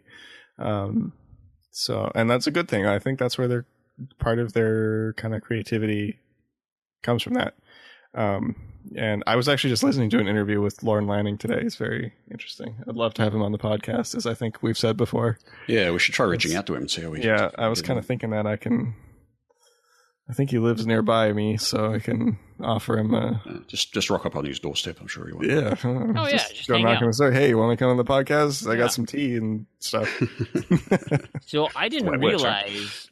I just went on TA because I was going to confirm that the game I was going to mention is on here, and of course they got the little blue banner that says this is part of the ID at Xbox program. I was like, oh, it's a link. I should click on it. TA does a wonderful job sorting them all for me, and I've got a giant list to look through. But I was just scanning that myself. The game I was going to say is Guacamelee. Just finishing that up relatively recently, but man, I love my Metroidvanias, and that was so fun. That was really a really solid game. So I'm gonna say that one. But man, I feel like there's a lot of these games. This is a huge list. Yeah, there's a lot. Oh, I don't know why I didn't mention this before. Gianna Sisters, Twisted Dreams. I thought you didn't like that one. No, I don't. Oh, Dream Runners. Dream Runners. Yeah. Dream Runners, which is not an ID at Xbox game for some reason. Anyway. That is weird. That's weird. Maybe that's why it's bad. Oh, Crandy's favorite's on here, Gun World. Oh, yes. That's your big favorite. Right? I love that one. I'd probably give a shout out to Leo's Fortune. That's actually a funny little, it's a great little sort of platformy kind of game. Quite fun. Well, now that you said it, because I went through your list of like games I'd be interested in starting, and I watched some gameplay on Leo's, and I'm like, I think I'm going to let that one slide. Okay. But I think it's good. Yeah, I haven't played a lot of it, but it's it sort of makes you chuckle the way it works and the way the mechanics work. And you basically you're a little fur ball, and you can blow up into spaces and hold your breath and get bigger and stuff like that. It's pretty funny. Hey, if you have a couch co-op partner, Lovers in a Dangerous Space-Time is a lot of fun. That's a really you have to play it with somebody else though. Playing it with the AI, that's just not as cool. But if you have someone to sit down with and play, Oxenfree's on here. Yeah, I was just going to say, Oxenfree's another one that will get a shout out. So that's probably my number 2. Man, what a list! I'm really happy. Can't go past Pure Pool, Pool Nation FX, is that on there? Yep. The fact that Microsoft has changed their stance on the ID program. Or at least that parity clause that was in place to allow these people to come. Because I know the list over at PlayStation's still longer, but just have access to all of these games now. That there's constantly these gems coming out because you can't just wait from AAA to AAA. Because you've kind of lost the middle class of gaming. This is the new middle class. Is these types of games. Some of them are more significant than others, but some of them are pure shovelware. But yep. Oh yeah. But some are quite excellent. But, you get games like I'm going to go back to Oddworld, but you get games like Oddworld, and if we were able to get Lauren on the show, I think it would be really interesting to kind of hear. I know they've had a really rough time with Microsoft and Xbox.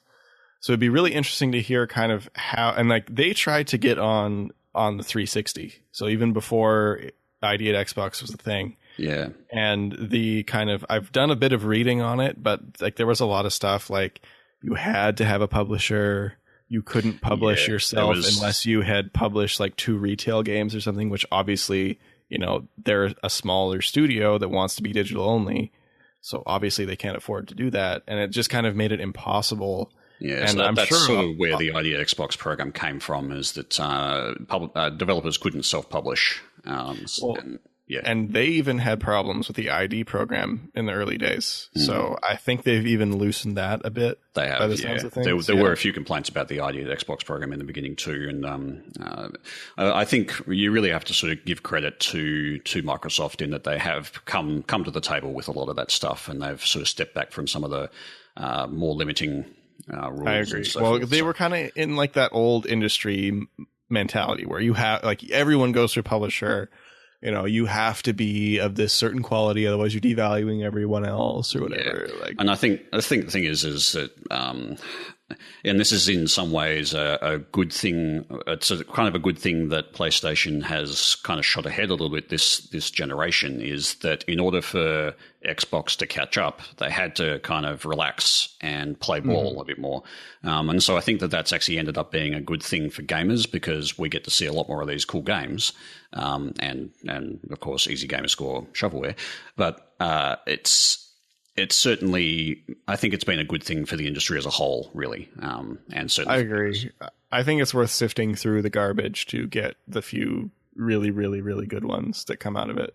Yeah. And you get these studios that can actually try something new. Yeah. Because, I really felt for a long time that there was not that much interesting going on in terms of new stuff.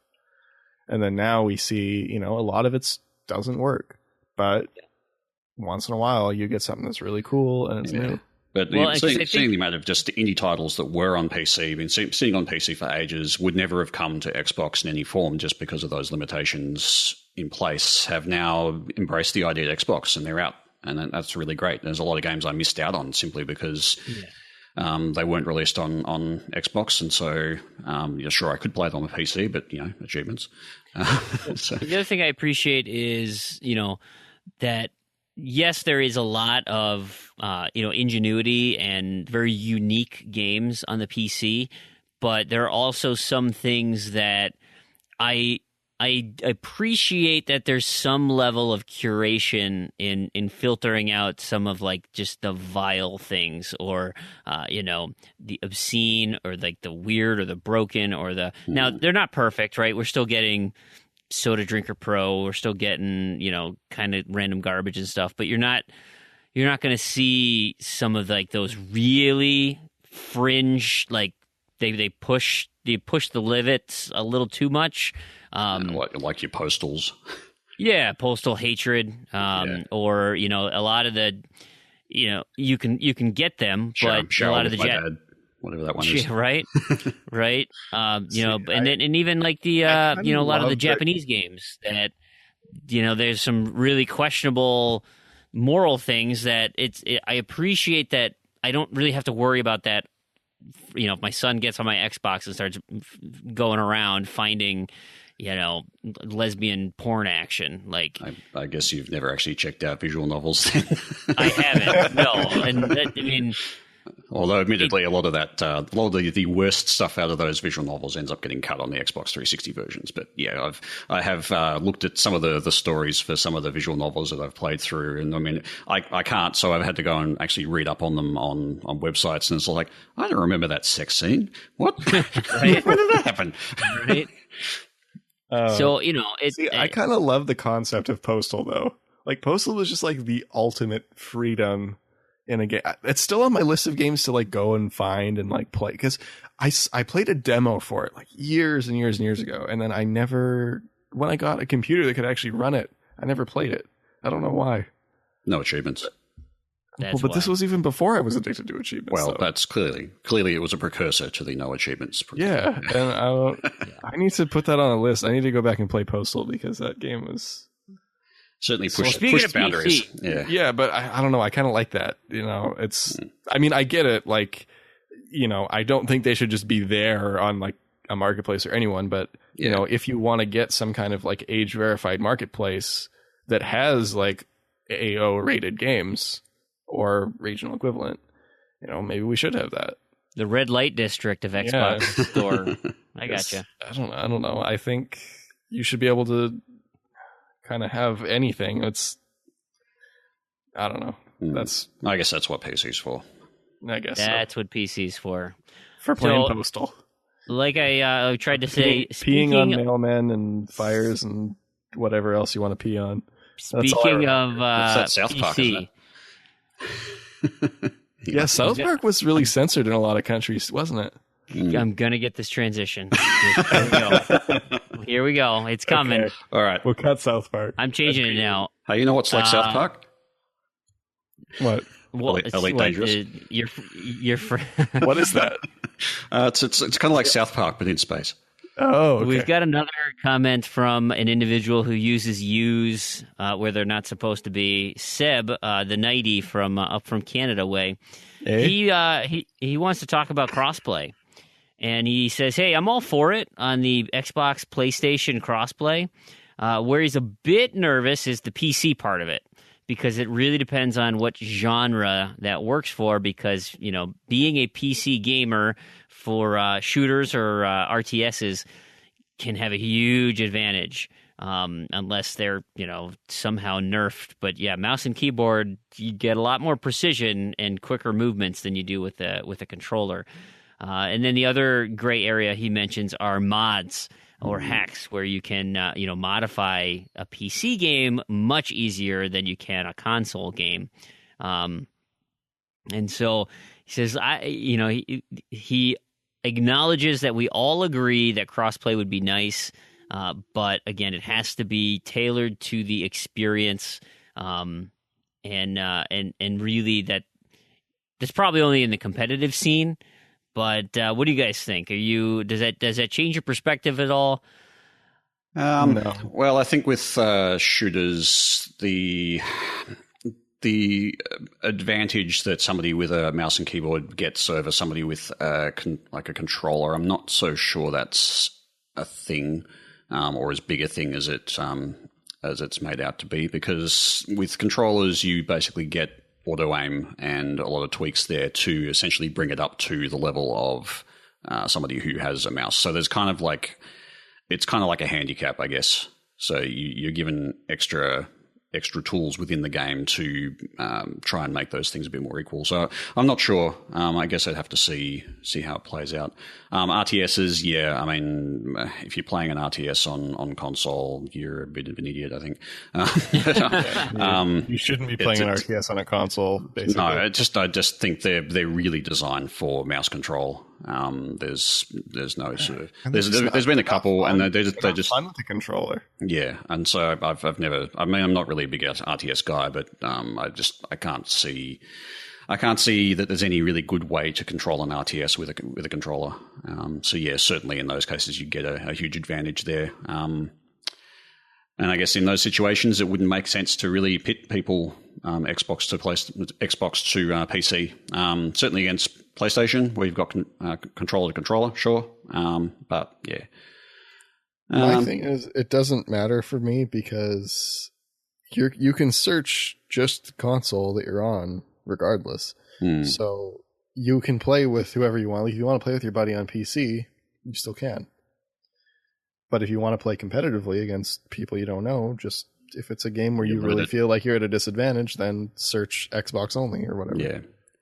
Yeah. The mods area is an interesting one. I'm not sure how moddable / hackable the new sort of wave of games are on, say, Windows 10. I guess that gets just down to how the Microsoft services authenticate their games, but certainly there's much more access to the files, and that does make it a lot easier to hack and mod. Also, there's things that will work outside of the game, which is things that will speed up mouse pointers or do shot tracking and things like that. Those things can actually work outside of the game completely, and that means, who knows? That's kind of hard for anyone to kind of detect. So yeah, for sure. That's certainly a I'm great really area. curious on what those Fallout 4 mods are going to bring. You know, like I'm sure many of them will just be cosmetic things or, you know, kind of goofy swap out things. But like, well, I guess the thing with Fallout 4 is it's single player only. So yeah, no, but I'm just saying, you know, the concept of mods on the Xbox One is one of those like, yeah, that sounds really cool. And I see, you know, the modding community and what they've done to Skyrim and what they've done to, you know, all these other games to prolong the life of them. And it's like, that's really cool, but I'm on a console, so that doesn't apply to me. And now you're saying it's some of those are possible? Like that, I just can't wrap my head around what that actually means. Yeah, I'm wondering if it's going to be a vetted list of mods.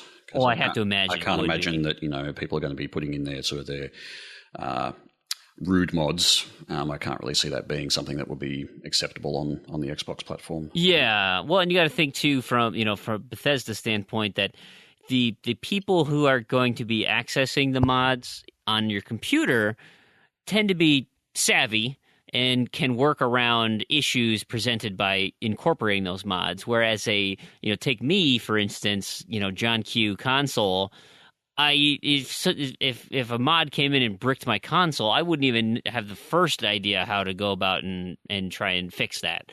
You know, so it's like, oh, it's a glitch and I can't save the game now because this mod did something to the code. Like, I don't even know, you know, so they're going to have to do some sort of vetting process to. Yeah, and you would think with mods on console, at least, there would only be certain things that could actually be changed. You wouldn't have it touching the actual game code directly or anything like that. It'd just be a matter of they write these games with hooks into certain areas, which is where mods will attach to, so that they can modify and play with certain aspects of things, but they can't hopefully can't do game breaking things. Within limits anyway.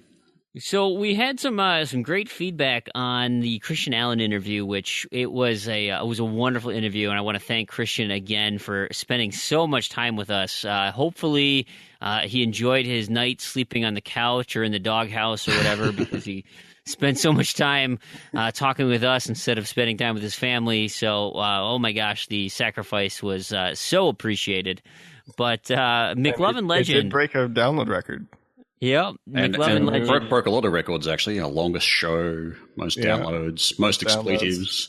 Yep, and that's where McLovin went. He said, hey, it was incredible to hear Sir Alan Cirilin on the ZZ podcast. Best interview so far. I've been waiting to see which one of you would swear first. And if you didn't notice, aside from the intro with the achievement unlocked sound, everyone after that intro, those are expletives that we are blanking. So the first three were a little trickier to understand, but then there's the one that Christian mentions toward the end of the show that like is very blatant that he cussed, and we covered it with an achievement unlock sound. Then there's he did generate some time at the end of the show. What? No, for generating your time. Yeah. Yeah. So, So then a little bonus at the end. Urban chimes in and says, well, technically Freemhole swore first, at least on the recording, and McLovin had only listened to the interview at the time and said, oh, really? Was that in the episode? I guess I was actually working at that point. And Terrigan says, you listen past the show. There was an outtake where, yes, I was feeling very professional and was ready to launch into the episode and just butchered it. Like the first sentence that came out of my mouth with, and I had come on to the call a little late, so I wasn't even getting the, chit chat with Christian leading up to it. It was like, hey, let's just, I want to be respectful. Right. I want to be respectful of your time. So let's get moving. And here we go. Welcome to the ZZ. And I just barfed all over the sentence and ruined it. And of course, it was a great outtake. Christian ran with it too, which was funny. The expletive flew. So, hey, you know what? Nobody's perfect. I script some of it, and a lot of it just is off the cuff. So what are you gonna do? That's why there's so many fantastics and absolutely's, because that is me off the cuff. You can't script fun stuff like that. Fantastic. But so Spazpole had some feedback. Yep. Damien was talking to us this morning. And he said, hey, I was listening to the Christian Allen interview at 15,000 feet. He actually sent us that message also from 15,000 feet. That's right. Awesome in-flight entertainment. Yeah. He's on his way down to Disney for a race. So good luck on you. I hope you don't pass out and die. We'll see what happens. Don't die on Monday. But that was cool. And actually, I think Christian put a little heart on that one. Yeah, he did. You retweeted it too. Yeah, he did. Yeah. So that was pretty darn cool. And Urban, why don't you take Facial's comment here? Yeah, just was on the blog. Facial said that he's likely to check out Takedown Red Saber, just on the grounds that Christian seems like a likable dude. So I have Takedown Red Saber on my list for the Balrog as well. So I will be picking that up at some point. But it's got a very, very few players on Xbox, on True Achievements. So it's certainly worth taking a look just to see if it's really worth all that criticism.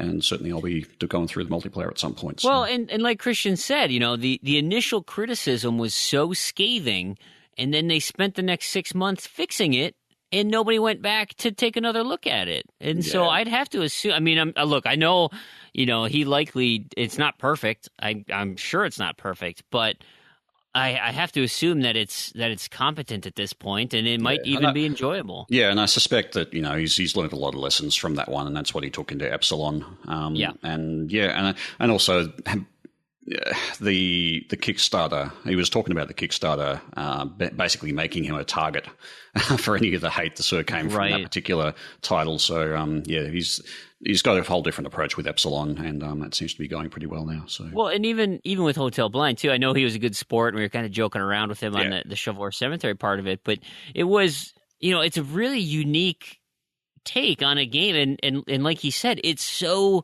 frustrating, and it's intentionally difficult because you don't get to rely on the visual cues that you typically do in a video game, and it becomes this very challenging thought experiment, and for a couple of bucks to give a shot at it, it's kind of a brain teaser or a mental challenge. I've spent more on iOS games that I've only played twice, so it's absolutely putting it in perspective. And it's certainly it's really is a play with a concept, and I think that's the really good thing about it, and that really is what I guess indie development is about. It is like take an experimental concept and run with it and see what happens, and it may work well and it may not, but it's still out there, and you can sort of have a good thing going. You don't need to spend buckets of money making a game. You can just get an interesting concept and play with it. And I guess that's the point. Right. So we'll just finish out here. We have just some general comments. Urban, why don't you've got a pretty lengthy comment here from Handy Darkness. Just from Handy Darkness. I think we mentioned a couple of episodes ago that he was in hospital with his wife. I'm not exactly sure what happened there, but she is home and all as well, so that's good. It's good to know. It definitely wasn't baby. Yeah, so that was very clear. So I'm glad she's well. He was basically commenting on the fact that we have the two-man shows occasionally when we just can't quite get all three people together, and he did prefer the two-man, but the three-man shows, and suggests that we have a fourth person on call, which we sort of do. We kind of it's a matter of just basically timing, coordination, and time zones. Time zones are hell. Time zones are tough.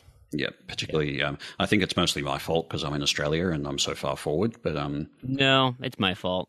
Well, you've got limited time brackets, but your brackets would be reasonable if everybody was in America. So anyway, so it's mostly just problems with time zones and getting people coordinated, and that's why we end up with two people on show sometimes rather than three. We do try and get three. Usually on the weeks where we have two people, we have tried to get on. Somebody. Yeah. We don't aim to have the two people shows. We try to get someone on, but we try, guys. We really try. Timing doesn't always work. To that point, we had some discussions off air, and we'll just leave it as a teaser that maybe there'd be an opportunity to find some other help through our community, and so we'll continue to flesh out that idea, but. we'll certainly put it on our whiteboard of concepts. Yeah. He also mentioned the Gamerscore Boot Camp and perhaps setting up a leaderboard specifically for the games that are on our boot camp, which I thought was a good idea, except that we can't, as far as I know, restrict TA leaderboards to particular games. That would actually be pretty cool. But it would be nice. But I don't think we can actually do it. Maybe something for a site wish list. Item on True Achievements one day. Yeah, like a custom series or something that turns into like a leaderboard. So that's kind of what it would have to be. Yeah, something along those lines for sure. Ooh, custom series, clever. Yeah, I like that idea. We got actually the Nighty comes back through Facebook.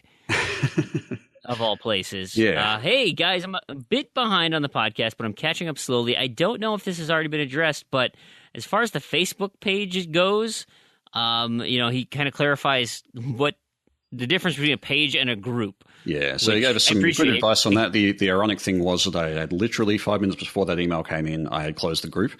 So it was just like, don't. But to his point, he says, "Hey, I'm a frequent Facebook user, but I'm rarely on Twitter." And I bet we have a lot of people like that. My wife's like that. She doesn't want to be a part of Twitter, and she's actually on my Facebook account all the time. And so like. But now I've been chatting to on Facebook. It's entirely possible. I've been, now really enjoying Twitter, even though you're more limited on what you can say with, 140 characters and stuff. But to find and follow news items versus like people complaining about how crappy their job is, it filters out a little bit better on Twitter versus Facebook. Yeah, but all those tasty videos. And because I'm older with a family. On Twitter anyway. Sorry. Yeah, because I'm older with a family. There's a lot of pictures of kids on my Facebook. All over the place. Can see that. I can at least tailor Twitter so that it's all video games. That's true, and I find with Facebook, it's either wedding pictures or food or kids or the occasional game thing, but then more weddings and anyway, yeah. See, I actually didn't use Twitter until I hardly use Facebook. I know how to use it, but I don't because I kind of don't like Facebook very much. And I had never really used Twitter until we started the podcast. And then I was kind of like, well, I guess I kind of have to because we do all this stuff on Twitter now. Better use Twitter. Yeah. But I actually find that it's really, people are very responsive on Twitter. Yeah. And I was kind of surprised by that. It's very easy to dip into a stream and just kind of and blurt out something quick, and it doesn't have to be. It's like AOL back in the day, instant messenger. I mean, it's just a way to just get up in someone's business right away. Like, yep, here's a pop-up. I'm talking to you. Yeah. And it goes right to your phone. Cranny, I think you'd have better success if you asked your mom to take off the parental controls on Facebook and Twitter. That's right. Forgot about that. Yeah. That might be why you're not having a great experience. See, the only thing I did on Twitter before we started was I just harassed Pepsi. I tweet them all the time about from the ZZ account. Yes, that was an accident. I don't know if anybody saw that, but I sent out a tweet. What did it say? It was like prevent explosive vomit from covering my walls. # bring back Crystal Pepsi or something. And that offer still stands, by the way. If somebody wants to send me a Crystal Pepsi, I will drink it on video and or stream. So an old one. I'll drink a new one too, but an old one is more fun because there's gonna be vomit. So right. If you want to see me throw up all over my bathroom or something. Hey, how do you pronounce One Up Dan's last name? Do you think Prolu? Prol. So One Up Dan. Oh. Well, there's an X on the end, but and there's no vowel in there. Prolx? I think it's Prowl. Prowl? Could be Prowl. What up, Dan? Help us out. We need a phonetic spelling of your last name. Prowl or Prowl, I think. But, hey, he says he loves the 3-hour plus episodes, guys. The longer, the better, in my book. That's what she said. Thanks, One Up, Dan. It's almost as bad as puns. Oh, my God. You're going to hate the intro when you hear it. You're going to hate it. But James Vext reached out to me. He was my best friend over at the Achievement Hounds community because we share a lot of similarities. Let's see. So he sent me a private message saying, hey, how's it going? He's been listening to Zed religiously, adding to our cult following. I've been recommending it to all my friends. The show is awesome. Keep up the great work. So thanks, James. We appreciate that. And finally, oh no, not finally. We have two. This is for you. Yes. It was about the 100 duck-sized horses versus one horse-sized duck.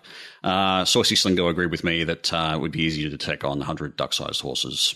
And Smirnov chimed in as well, actually, and said can pretty much just chuck a sugar cube or apple in the middle of them and let them take out themselves, which that's a good strategy there, I think. I think you guys are so wrong. I'm still convinced you can mount and ride the giant duck and just agreed. Yeah, you can do that, but that's not fighting it. It's like, but it's better because you get this majestic duck. Well, that might be so, but would you like to go and actually fight a horse? Like go and take on a horse? Oh no, you'd lose. Exactly. But ducks are fun, and they don't have they just have those little beaks that just kind of eat stuff out of your hand. Yeah, except that they're not little beaks. You got a horse-sized beak. I know they're talking horse side, but ducks are still fun and nice. No, they're not. Have you ever actually fed ducks? They're not very nice.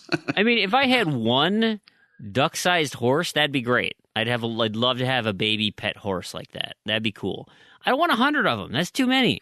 Yeah, especially if they're mad at me. You just got to feed the duck. The ducks are fun.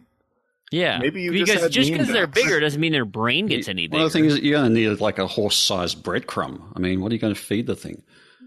I got some hard rolls left over from Target. I'll just go to the bakery and take their day old. Go to Safeway. They got those pantry essentials, those like jumbo loaves for like 99 cents. They're like super fake bread, but they're. I got to say though, having a duck like a horse-sized duck, and if you could mount it, flying it would be awesome.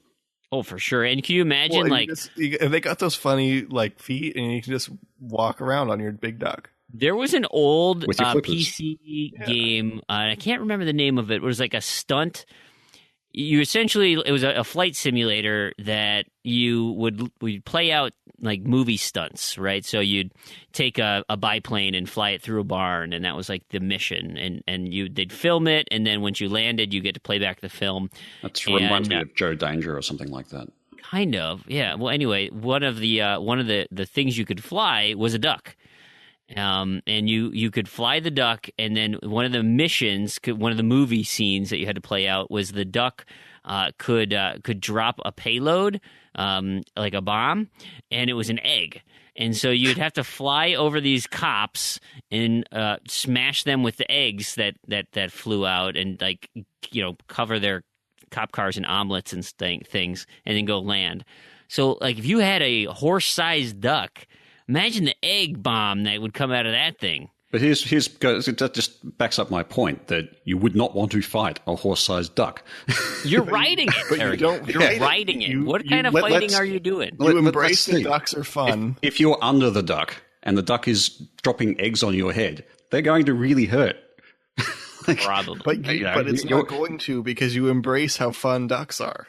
And you don't have to fight it. Imagine, you could take the feathers and make like a lean-to that's completely waterproof. Right? Water would bead right off of it. And your duck is now providing you with shelter and giant omelets and flight. Your stupid little baby horses are garbage. You're just wrong.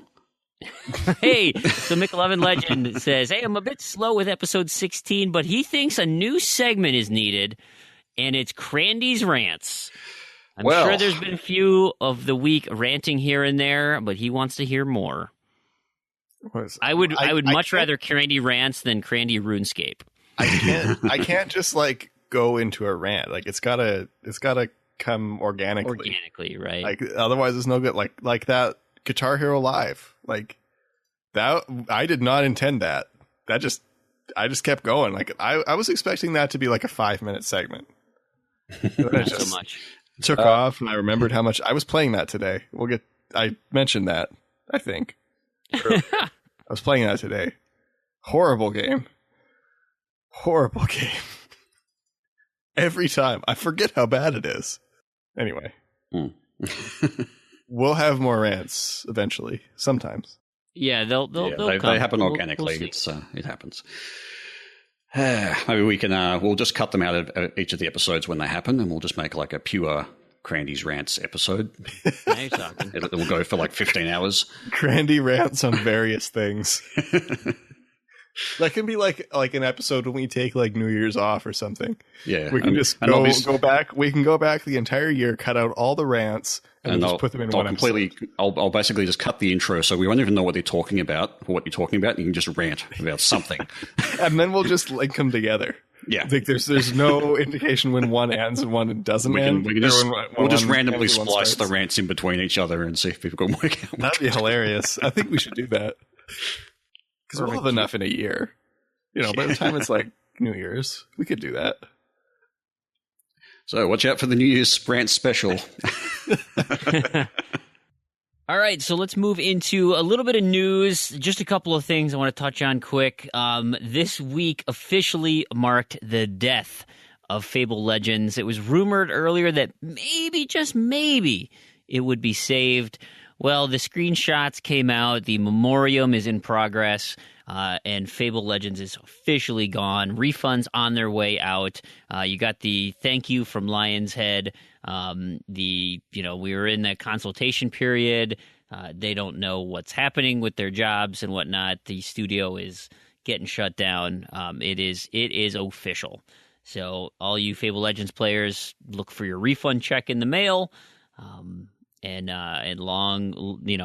maybe someone down the road will kick the tires on that and repurpose it. But for now, it is gone skis. The other thing that popped up today was, and we'll include this link into the show notes provided it's still available, is a leaked image of the Red Dead Redemption sequel, which apparently takes place before Red Dead Redemption, is the rumor. This map has been verified by, I say verified, but it's an anonymous source that, so the leak came out through NeoGAF saying that they pulled this down, and then of course they took the post down, but it's on the internet, meaning nothing ever gets deleted. And so it's back. It's back up, and it was confirmed through someone close to the development. If you want to believe that, is that this is an early drawing of what the map is supposed to look like. Lots of water features. There's a huge lake and river system in it. But the interesting piece is, so if you're familiar with Red Dead Redemption, if you can visualize the map in your head, the town of Blackwater is in the upper northeastmost corner of your map proper. In this one, Blackwater is in the southwest corner. So meaning, that they overlap a little bit. And what they're pointing out is there's no railroads or anything on this current map. And so it is entirely possible that it happens beforehand. They haven't quite moved that far west. Maybe they can then, spoiler alert, still use John Marston as the character. Who knows? But we just have a cool little map here. I think we all assumed Red Dead was in development. It's nice to have a little bit more concrete because we do not have an announcement as of yet. I expect an announcement at E3. But if you want to take a look at this map, there's really no spoilers or anything on the map, so you don't have to worry about taking a peek at it. It doesn't even look that pretty, to tell you the truth. It's very much a development image, but interesting nonetheless. I just want to note here while you were saying that I rehosted the image, so we have a link to that hosted off of that website now. So it will be in the show notes. And there you have it. So yeah. Red Dead, guys. You guys liked Red Dead Redemption, right? Red Dead. A bit, yeah. Oh, fantastic.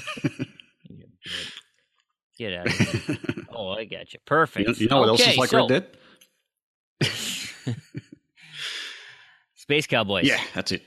All right, we're moving into our feature content then, and it's essentially beta season. I didn't realize this was a thing I know I had mentioned last episode I was excited about playing a little Battleborn. I was excited about playing some Doom because the open betas were coming out. And then I saw a post from Major Nelson who said, hey, just in case you're wondering, here's a list of all the open betas happening in the near future. It is significant. So I'm going to go through the list, okay? So this is what, and some of these will have passed, but most of them are kind of happening right around now. Okay, Battleborn is, April 13, 18. Doom, Gears of War 4 multiplayer beta. There's an extended peek for early access members, and then there is a multiplayer beta for everybody else, which I think that's if you have the Ultimate Edition, right? Halo 5 Warzone Firefight beta, the Mirror's Edge Catalyst closed beta, and Overwatch Origins beta. That's a lot of games that are in beta in this 3-week period. I didn't realize that's what we were doing now with these types of tests. Now, there have been multiple, betas that I think we've partaken in, and I think it's become to the point now where, are we really talking about a beta? No. The definition of beta has dramatically shifted from what I tend to think of a beta as being. And that from a marketing standpoint, I think it's easier to talk about betas in this form because it's a nice, quick word that tends to alleviate a lot of pressure from the developers because, oh, no, it's a beta. Yeah, technically it's gold, right? It's printed on disk, but it's a beta. So if you find anything wrong with it, it's a beta. Yeah. And if it's broken, it's a beta. So from a technical software development point of view, a beta is actually meant to be software that is essentially feature complete, but is known to be buggy. So it's essentially you've done all the work on the features you want, but you know that there are bugs there, and you release a beta, and that's basically to iron out the rest of the bugs before you get a final release. The way they're using beta in this terminology is not so much, I think, as feature complete, because often they will add features after the beta is run. But these are often, I think, just essentially network testing or multiplayer testing. And often, I think that's really the way they're using it is basically just to stress test their software, which I don't think is a bad thing because there's certainly a lot of games that could have benefited from having that kind of stress test to begin with before going live and then failing on the first day or the first week because of overload. So I think that's what these sort of betas are about. I'm pretty curious how the Mirror's Edge one is going to work because the game I'm not really sure is a multiplayer thing, so I'm not really sure how that works. So I'm curious about that one. But the rest I think are essentially just multiplayer betas to test network code and load. My thing is I don't really consider these. I wouldn't call any of these betas. Like anything in the last few years, at least since the Xbox One came out. It's just it's an early release demo to me. That's all it is. It's there to sell the final product. It's not there to find bugs. It's not there.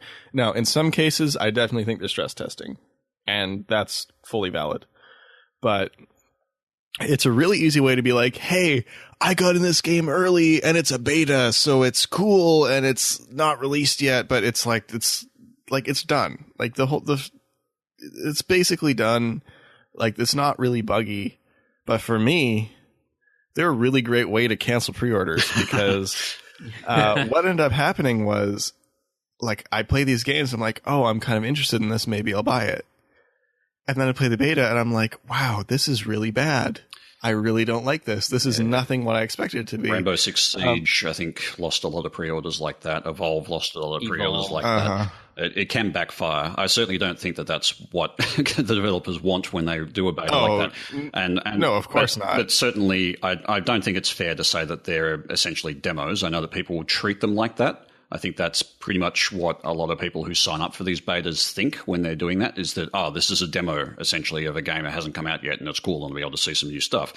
But I don't think a developer in their right mind would release something that is, potentially going to get people to cancel pre-orders for one, and that will potentially have huge game-breaking bugs in it, because they often do. I mean, they release them as betas for a reason, and they are generally stress testing for multiplayer sort of play. So yeah, I don't know that calling them demos by another word is really fair on what the development teams are trying to do. I don't know. Personally, I don't think they think people are going to cancel pre-orders. I think they're going to get more people to pre-order. Possibly. I think that's what they think. Yeah. And then when you have a game like Rainbow Six Siege that really didn't have a lot of info and was very kind of quiet up until the beta came out, then people saw it kind of for what it really was. And at least for me, it was nothing like I expected. I expected a game like, I thought it was going to be like Patriots. I thought it was repurposed Patriots with a new story and a new, maybe a new engine, but kind of some of the core stuff that they had put into Patriots being put over. But it turns out they just cut the campaign, put in a mediocre terrorist hunt, and made it like Call of Duty. That's kind of how I saw it. I mean, it's not quite. I'm really like dumping on Call of Duty the last couple episodes. That's okay. It deserves it. I know it does. Maybe we'll do a Shovelware Cemetery or something. But it's too fast. It's too fast. The lack of cover system, really, like proper cover system, just really put me off, because that was the thing I loved about Rainbow Six Vegas, was the cover system was like the best cover system. Yeah, but that has nothing to do with the beta. You're just talking about why you don't like the game. No, but this is why the beta got me to cancel my pre-order, because I was expecting that thing. And because they had released very little info, that's what I went into the beta expecting. And that's what I had pre-ordered expecting. And when I got that code for the beta, and then it finally got out that, because they hadn't said anything about the single player. Everyone just assumed it was there. Then somehow it got out that there is no single player, and that was it. Again, I think this isn't about the beta per se. This is just about bad choices in development and not making the game that people wanted. And like you said, a lot of people canceled after that beta, and I'm guessing it's probably for similar reasons. Yeah, to me. and that's really about their choices in the development process, not so much the beta itself. The beta is just a way for people to have seen the game, and I think if they hadn't have had a beta and it had been reviewed in that way, then people would have looked at the review and gone, "This is not the game that I was expecting," and would have done exactly the same things. So I don't think it's fair to say that the beta was the cause of that. No, actually, now that you bring that up, the beta probably saved them, because you get people like me where I don't spend full price on a game very often. And if I had bought that game, I would have been really disappointed. And I would have been very upset about it. Nation. Yeah. And again, it's just like they were not really that transparent with what they were making. It kind of came out, and then it was quick, and season pass and game nobody was expecting or wanted. I don't know. Maybe some people like it. And then the other one for me was Gears of War Ultimate. So I saw that, I was like, okay, I love Gears of War 1. Gears of War 1 was like one of my favorite multiplayer games back before I really was into achievements, so I'd play it a lot. And from Gears of War 1 to 2, Gears of War 1 was unique in that it was unintentionally smooth. Like they developed, I think the story was they developed the multiplayer in like 2 weeks or something, and they weren't originally going to have it. And I don't remember. This has been a long time since I looked into this, so I could be totally wrong. But so it was kind of buggy as a result. There were a couple things, like not like super buggy, but like, the host shotgun advantage, and you could really kind of slide between cover, I think, more than they intended.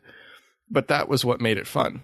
Those things that were kind of wrong with it, or, that they didn't intend, made it fun. And then Gears of War 2 was kind of more polished, but it felt really clunky. It didn't feel as smooth as Gears of War 1. And then Gears of War 3 I felt even clunkier, and I didn't even put that game on my card. I played a little bit of it, but I really, really didn't like it. And then Gears of War Ultimate Edition was coming out, and I was like, that's so awesome. Now there's going to be people actually playing Gears of War 1 again. So I was really interested in it. But then it comes out, and it's Gears of War 3 on Gears of War 1 maps. That's what I felt it was. And I was really disappointed by that one. But again, I'm glad I didn't buy it at full price, and then was really disappointed. Funny thing is, I actually heard exactly the opposite there. That people preferred it because it was much, it was a much smoother experience. So it was essentially Gears of War 1, what Gears of War 1 should have been, once they've kind of ironed out all the bugs. Right. Yeah, I guess my experience, it kind of depends, because I know there are a number of people that are kind of in the same thing with me, that feel that Gears of War multiplayer has not been the same since 1. So if you were accustomed to playing 1 and you really liked it, you're not happy with any of the other ones. Yeah, I guess you could almost parallel that a little bit to Halo 1's multiplayer, which became essentially Pistol Fest. If you were really good at the pistol, that was the best weapon to have, and you started with it, and it was just and they certainly nerfed that in later versions. And I know in the Master Chief Collection, there's actually modes to turn on that particular style multiplayer. So I guess they kind of kept it for Master Chief Collection, just because it is a part of the game, but it's not the overall part of multiplayer. Well, and it's a part of its history. Yeah, exactly. So it's interesting, the two different approaches there. Beta police are coming. So my experience with betas is, to your credit, to what your point was with Evolve, that I look, I'm not a pre-order guy, so it wasn't an issue, but I was interested in the game, played the beta, said, okay, it's okay, but I don't like this multiplayer thing. Not for me, thanks. I'm glad I got to test it out. To me, I treated that as a demo. I had no intention of helping them, fix the game. Totally a demo for me. And with how close it was to release, it pretty much was a demo. I assume a stress test type of scenario. Plants vs. Zombies Garden Warfare 2. Played that demo this year. And that beta. It was very much, it was like, it ran like garbage. Like the servers were garbage when I played it. But it was like, it was interesting to see the features they added. It was cool to see the new characters and play a little bit. Now, I didn't get to play a game because the servers were garbage, but I at least got to see the mechanics and say, think to myself, okay, yeah, they added on to the original game in a way that I liked. I'm not going to spend a ton of time on it because I'm already interested. Homefront Revolution, same thing, ran like garbage. Tons of connection issues. Lots of server issues, but the gameplay was interesting enough to justify if I can get it for cheap when it a couple of months down the road, I might be interested. The Division, played that one. That actually solidified my desire for that game. I was pretty nervous about what would be how that would play and what that would entail. Having played a lot of Destiny and all the comparisons, I was a little nervous about what that would be. I loved it. That actually, had I been a person who buys things early, I would have probably pre-ordered that. Of course, I'm broke and I choose not to. And then and now these most recent ones, I played. Now, full disclosure, I've only played a single match of Battleborn, but it was enough to intrigue me to play some more.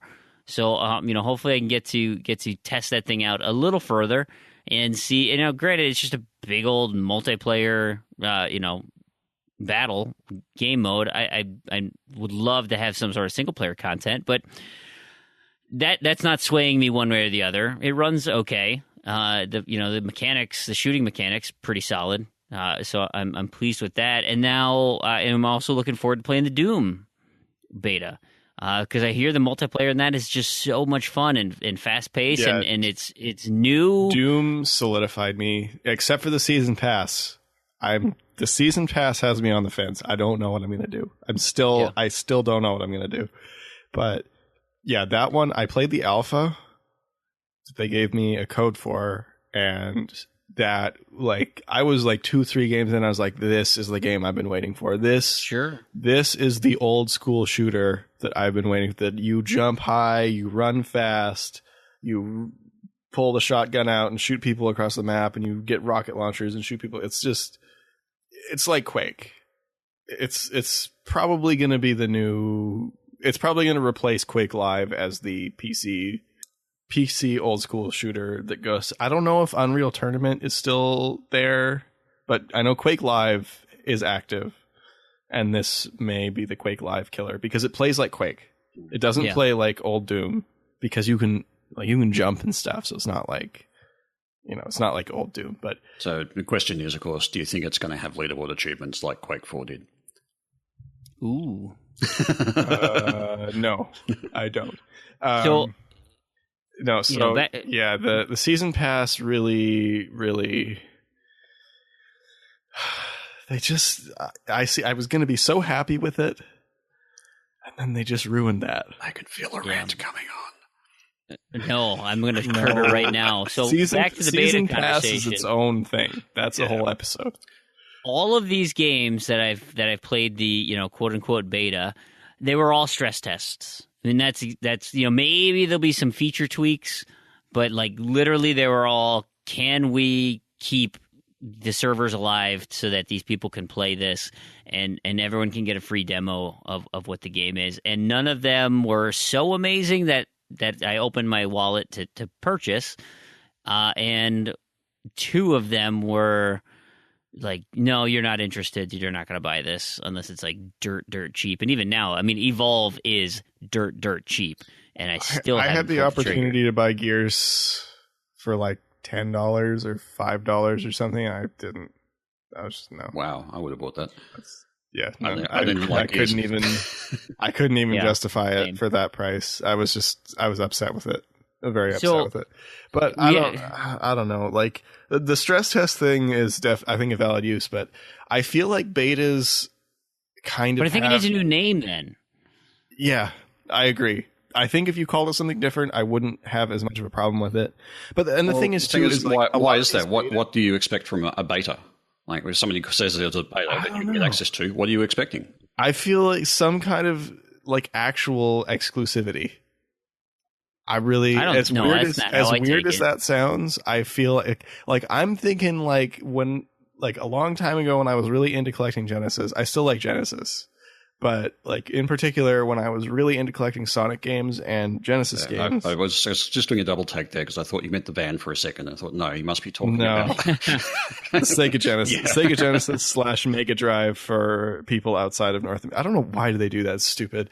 I don't know why they gave it two names. But I'm thinking like the thing that I wanted really bad because I knew it existed was a Sonic 2 beta cartridge. Like the ones that they sent out to like you had to be press if you were going to get a beta, and then you would send them back and they get destroyed, and then once in a while someone would get lost. One of them would get lost, and somebody would find it 20 years later and sell it on eBay.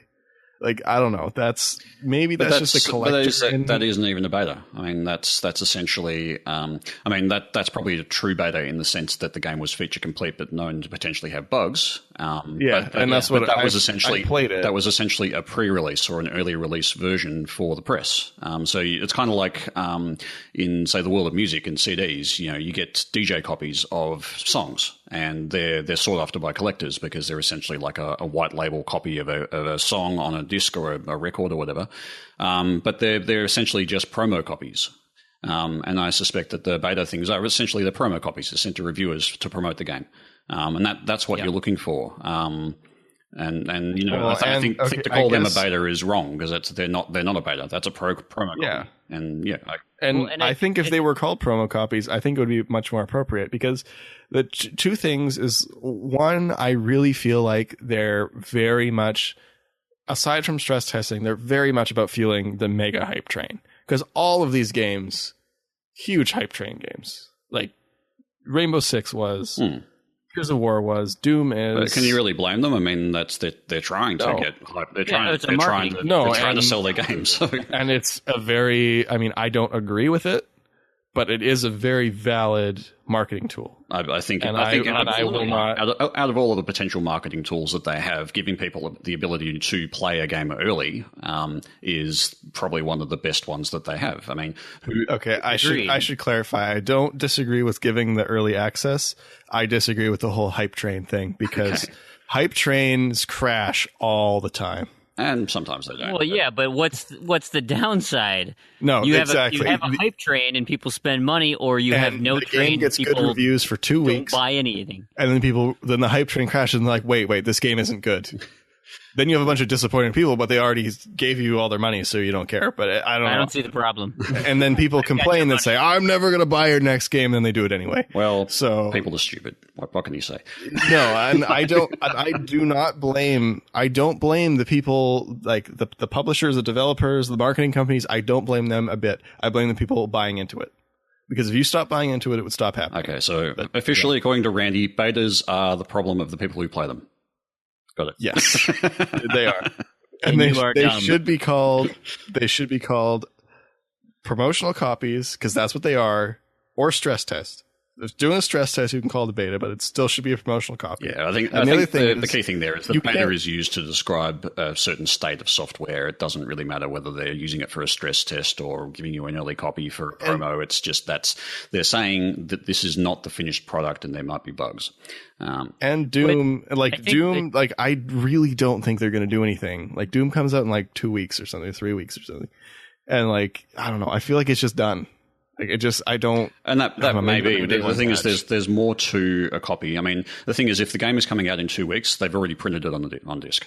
But they could have a 22 gig day one update. They may do, but the thing is that they've already got it on disc. It's already being shipped. So what they're doing now, there's more to a game. Like, there is more to a multiplayer game than printing it on a disc. That's the thing, is that they've got to run all of those servers to match all of that stuff up. They've got to make sure they've got enough of those things running. They've got to spool up enough of the cloud to handle it all. And that's what these kind of stress tests are about. And that's the kind of thing that can be tweaked post printing the disc off. Right. So it's all communication based. Yeah. And if there's any last minute game breaking bugs, yes, they can hurry out a patch. Yeah. But the thing is, even so, with 2 weeks to go, they would be hard pressed to get another patch out because they've got to pass all of the certification. Yeah. So there'd be like one more chance for a bug, and only if it was really something serious. I would kind of suspect, with a game as high profile as Doom, they could probably get it expedited. They probably could. I'm guessing they've probably got the power to do that. They probably would, but they'd have to really have a good reason to do that. That's true. Well, and that's why they had alpha, I mean, and I think that's my gripe is the term beta, you have so many different states of beta, right? You've got the beta, which is like immediately after the alpha, and it's so very early. Technically it's, for your definition, feature complete, but just riddled with bugs and issues. And maybe some of the the cosmetics or the jazzing up the menu screen or whatever, all those kind of things.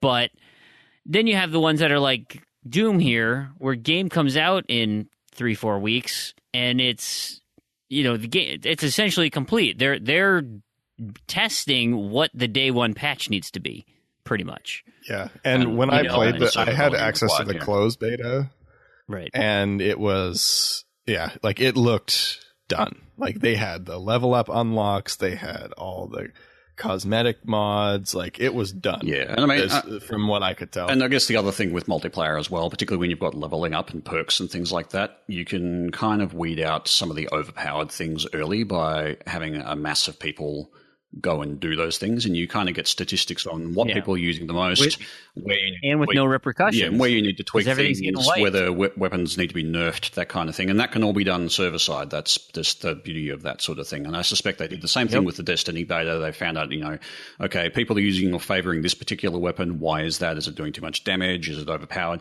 And that's what they're using these betas for, which is essentially a balancing exercise in multiplayer. Right, and Halo. I mean, Halo did that.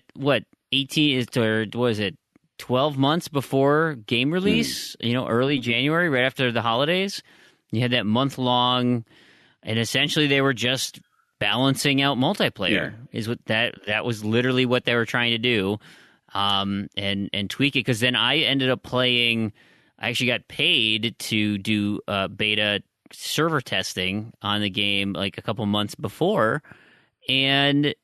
The menu was incomplete. The rec system was not there. Like, I mean, it was a true beta in the sense that it was missing some very key, user interface pieces. Like, it was a very skeletonized so version that's of what the I wouldn't game. call a beta, because if you're missing key features, it's an alpha. Then you've got it's not key features. It's just the ability to access right. them. Yeah. Well, the thing is, if the ability to access them, Like, if your menu just says placeholder, placeholder, placeholder, placeholder, technically that will lead me somewhere, and they've shut it down. But but I mean, if you're saying that, okay, the things that were in there aren't in there and they're not functional, that's not a beta. That's not feature complete. It's an alpha in the point that they've got it to a point where you can play it, but there are bits missing.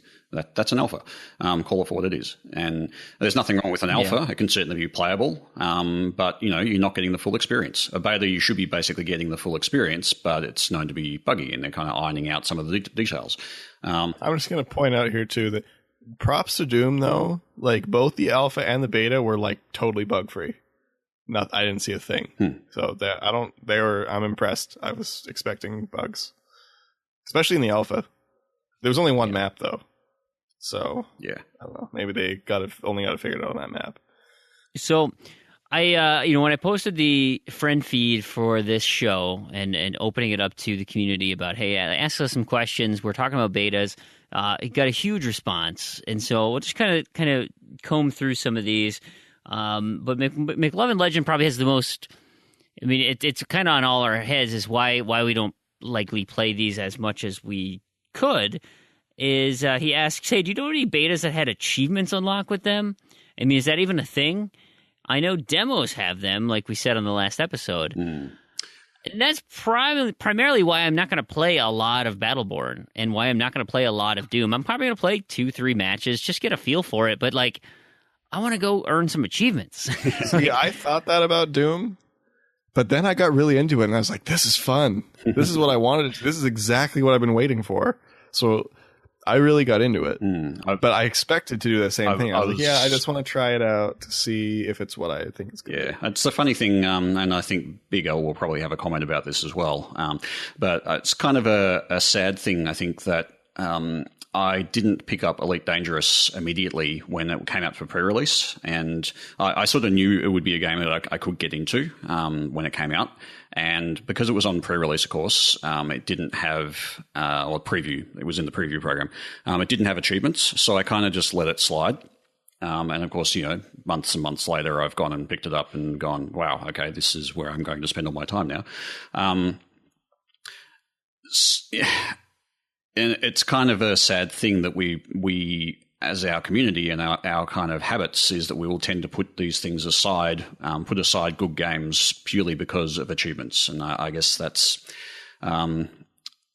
there's good and bad parts of that, but it does kind of mean that we limit our access to things that we might enjoy otherwise. So yeah, but there's so many other good games that are currently released with achievements that we need to be visiting now. And it's like, well, then when that game, when Ark, right? I want to play Ark really bad, and I know you have granted me access to the game preview program, and it's like, yeah, but there's no achievements, and I'm gonna play that when it's launched in June. I grabbed the demo of that. I didn't actually end up looking at it, but I've actually got the preview program version of the Solus project. I did actually have a bit of a play with that, and it's kind of like it seems like a bit of a hardcore planetary survival kind of game. Yeah, but those types of things, it's like I'm passing on them because there's no achievements on them, because I know I'm interested in full game release, and it's like, well, now I can go and finish Destiny, and I can play Quantum Break, and I can do. I guess that's the other side of it. So it's just too many games to play. I think and I think it's because in kind of all three of us were kind of backlog junkies, and we're not really up to date like a lot of people are, because a lot of people are just waiting for that next thing to come out. So they get really excited about the beta, they play the beta, they get on the hype train, and then they wait for the next thing to come out. But we don't really do that. Except if it's we have shelves and shelves and shelves of stuff that we haven't played yet. Yeah. That we need to play now. So, we know we're going to get that later. We know we're going to see some, we might even have a friend that we can just borrow it and try it out for an hour. So I think that contributes a lot to us, not even just achievements, but us passing on those opportunities. Yeah. right now. No, I kind of regret that with Elite because it had some extra sort of perks and things that you got with the preview program that sort of carried over to the full release, and you don't get that once you've bought afterward. I mean, they're not major things, but it's just like, I really like this game, and it would have been cool to have that. But yeah, I got something on that. So let me we'll quick hit Lord Chabello's comment here. He says, "Hey, betas are a bit of a waste of time for achievement hunters. Why do the developers debugging job and get no achievements for it, or even a paycheck? I mean, yeah, that's the theory behind the betas. You're doing their work for them, not necessarily in the stress test side of it. But if you're an active beta user and are submitting feedback on bugs you find, like, yeah, you should get paid for that. You're not. But to your comment, the AHP the 90. Betas and alphas that never release but charge full price. For example, DayZ, that's been 3 years in alpha. Ark is still 1 year going in the beta early access. And, there's those types of games that they live in Steam early access or Xbox Game Preview program for extended periods of time. Well, how do you feel about those? Because from my standpoint, I don't consider those. I think they're called early access and game preview program for a reason, and that they're not betas. That they are still in active development, trying to come up with the complete package that people want, and you are playing the game as it is in active development. Yeah, and I think with Ark, I wouldn't call that an alpha game. Oh, sorry, I wouldn't call it a beta because they're adding new features, they're adding new things to it.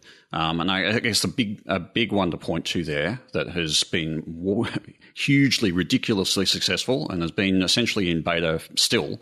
I mean, they've released their 1.0, but they were in beta for so long, and that's Minecraft. I mean, Minecraft was for years essentially a beta or an alpha, and they were adding all sorts of things to that. People love that game, obviously, so just being in a beta doesn't mean that it's a bad thing, or being in an alpha or being in a development state. For the right kind of game where they're adding features and they're still tweaking and making things better, I'd kind of like to see that. It's kind of, I sort of feel like you're almost more involved with it because you're seeing this whole slew of new things come out. You're not just kind of being given, here's your game and it's feature complete and we're not going to do anything else with it and wait for the DLC. We're still adding stuff to the game. You buy the game now, you're going to get some new features in 3 months' time once we finish them, and it'll be cool. It's just... I think a game like DayZ, though, gets really excessive. I haven't kept up with it lately, like super lately, but I know... I don't know personally, but from a couple friends that bought it that had always kind of made comments about it, and that it sounded like they kind of realized that they made their cash in and then just kind of stopped. And they're just like, whatever, we made our money. Maybe we'll finish it one day eventually. But like when you're in unfinished, and I think it is unfinished, or like 3 years, that's a long time. Well, in game development terms, if you're making a very big game and you have a lot of ideas for things with very limited resources, it's actually not that long at all. To see some of these, like say Elite Dangerous is another case where they've been working on the Horizons DLC, which has got some extra features, and they basically had to put a delay on it. I mean, they've got a limited team. That whole thing was a Kickstarter. And it's, if you've only got 10 people working on something like that, and you need to release something that's got to be extremely reliable and has got to be pretty well bug free on release, it can take you years to go through all of the things, to tick off all the features and then make sure they all work and then test it all. I actually don't think that 3 years is that long, particularly for a large game. I'm not really up on DayZ, but I think that's got a fairly large scope in what it wants to do. I don't know. I guess it'll be sort of play. And like I said, it's been a while since I've kind of kept up on it, but that was kind of my impression that it was. Well, to me, it wasn't like, just that they were taking a long time to develop it. It was that they were kind of like neglecting the game because they had sold so many copies. I guess the thing is, though, is that people complaining about it, or is that actually what's happening? Yeah, no, and it very well could be. Yeah. And maybe I should read up on it a bit and then re-report, because it's been a while. You get the same thing with Elite. There's just been some misinformation spread around Elite and the pricing of the Horizon DLC and all that sort of stuff. And there's a small group that basically just keep on spouting this misinformation, and that becomes the dialogue of the game rather than actually looking at what is really going on. And you sort of like dispel all those myths, but they're still what's spouted by people who like to yell stuff that they've heard that makes them angry. Sure. So, for me, the DayZ thing was like, again, this is just my perspective, is they may have even been trying to find the fun. Like they created a set of systems and a world to play in, and then they just gave it to people to sandbox and say, okay, find out what kind of what's here. What can we turn into a game? Because you guys are just all running around killing each other, making everyone strip naked, roll around in the ground, like griefing. Those aren't games. Like what are we trying to do here? I think those kind of things actually, can be fun, though. Minecraft actually did the same kind of thing. I mean, they released their early kind of stuff was, okay, we just got a block building program, and then they added zombies, and it's just like, oh, well, okay, the zombies come out at night, they burn in the day, you've got to build a place to get away from the zombies. Is that fun? And they just added on to it. So. We also got, Kez is on board with you, Crandy. He says, hey, the only betas I've bought to play saved me money by convincing me not to pick up those games, and now I just avoid them. I assume he means avoiding betas, unless he wants to. I would say that's actually a good reason to keep playing betas. Right. Yeah. Right, you had some success with it. I don't touch the ones that I didn't previously have interest in, usually, unless it's something that I have a look at last minute. But typically I only play a beta for a game that I'm somewhat interested in, like Doom, like Gears of War, like The Division. The Division was fun, but I don't know if I could. I feel like I would have a really hard time getting into a game like The Division because it's very Borderlands-y, and I really don't like Borderlands. I didn't think anything was wrong with it. I just don't like it. Well, I mean, The Division, and then it's just kind of that same like open world thing with like 10 billion guns, and I don't want to deal with it. Decoy 1982, he asked about the wizards who come from the moon. I believe that's a Destiny reference. I never played the Destiny beta. I remember that. Yeah, Spanky and Spronkle. He asked about Battleborn, and I played one game of it. It was, the mechanics were good. The individual play styles of each character, like I could see how that could get in depth and trying to counter what your other players are doing. It was quite chaotic, the one game I played, so I need to test that a little bit more. We'll skip Big L's comment, come to it at the end, but Mighty Mango says, betas to me equal meh, boring. And also, with the beta testing happening, why are retail titles still so borked? Because they can be. That's not a term that I'm very familiar with, but I understand the connotation. And I agree. Many of these games that come out with server tests still fail at launch. Yeah. And you guys and people keep buying them. If you keep buying them, it's going to keep happening. So we'll let Facial LaFleur have his little rant here. He says, through a series of comments, they still release borked because most beta quote-unquote testers aren't testing anything. If they do happen to find a problem, they don't bother to report it. They're involved for that special little feeling of having early access to a game, whether they had any interest in it or not, to begin with. And if they don't, they're going to cry about it, about every single thing that's wrong to all their little friends, not the devs, forgetting that it's an unfinished product.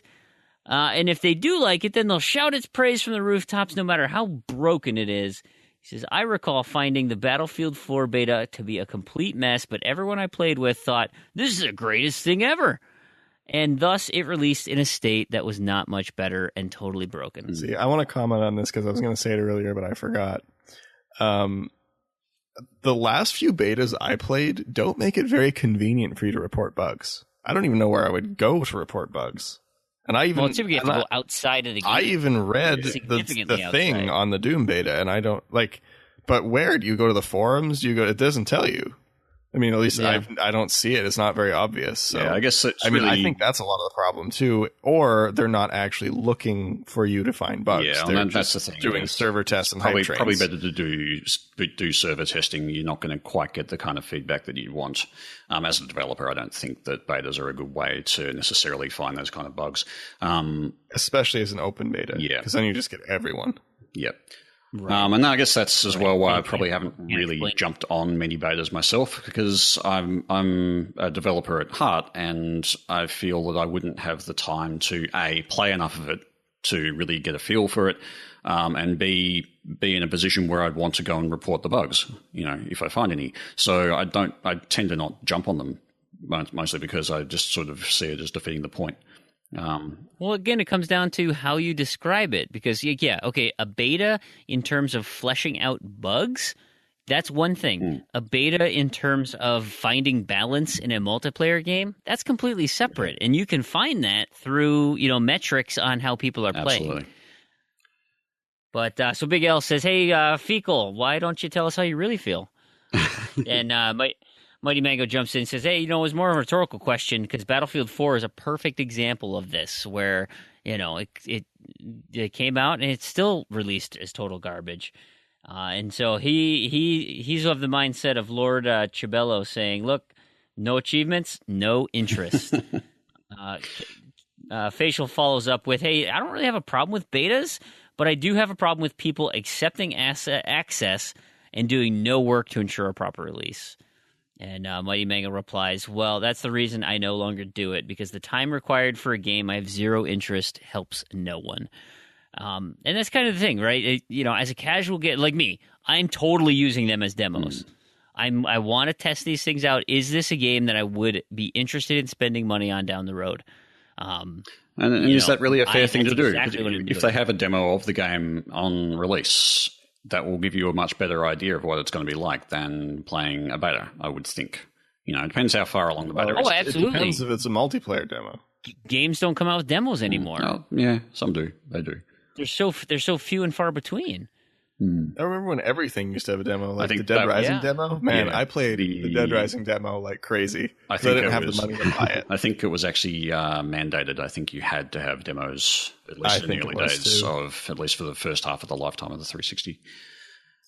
And I remember how long it took to download that too, because I had really slow internet. It was like molasses. It took all night, I think, and then finally we're like, yeah, we get to play the Dead Rising demo. It's so much fun. You get to play like 10 minutes of the game, but we kept playing it just because it was fun. Yep. So, look, we didn't settle anything. We didn't figure anything out. I think we're all of the mindset of, using the term beta is very much a marketing tool now. And if you are a developer and you are actually using a beta, that typically that doesn't see the light of day. The public doesn't see any of that, and your actual beta stuff is kept in closed beta status, where you're actually doing real development work. And the open beta aspect is marketing, hype train, test this out for free and have some fun. And while you're doing that, we're going to be tweaking multiplayer and testing the servers, to which we hopefully can fix, but likely will not. And I don't know. I think something too is we all really have different viewpoints on what we expect it to be and what it is to us. So I don't know. I think that says a lot about kind of the general population. If there's the three of us and we all have very, very different expectation, there's probably a whole lot of other perspectives too. And, some people love them, some people hate them, some people don't care. It really seems like it's a very broad, and nobody really, I don't know what shapes the idea of a beta. I would think as a developer, you would not really, I don't think it would be ideal ever to give an unfinished product that will have some problems to the hands of the public purely as a marketing exercise. I just don't think that that's really a smart thing. I think what they're generally doing is that they do want to test some things. They know that there might be balance issues or that there might be problems that they need to fix. And that's what they do. And then they also use it as a marketing exercise to generate some more hype. But I don't think it begins with the beta, or at least it shouldn't. It certainly it occurs to me now that, knowing the way some publishers work, perhaps they would push for a beta, in quotes. I'm holding up air quotes here. Push for a beta, because that will be a good marketing thing, and developers, the developing team, having to go along with that because that's what the publisher has told them. If that's the case, that's unfortunate, because I just don't think that that's really ideal.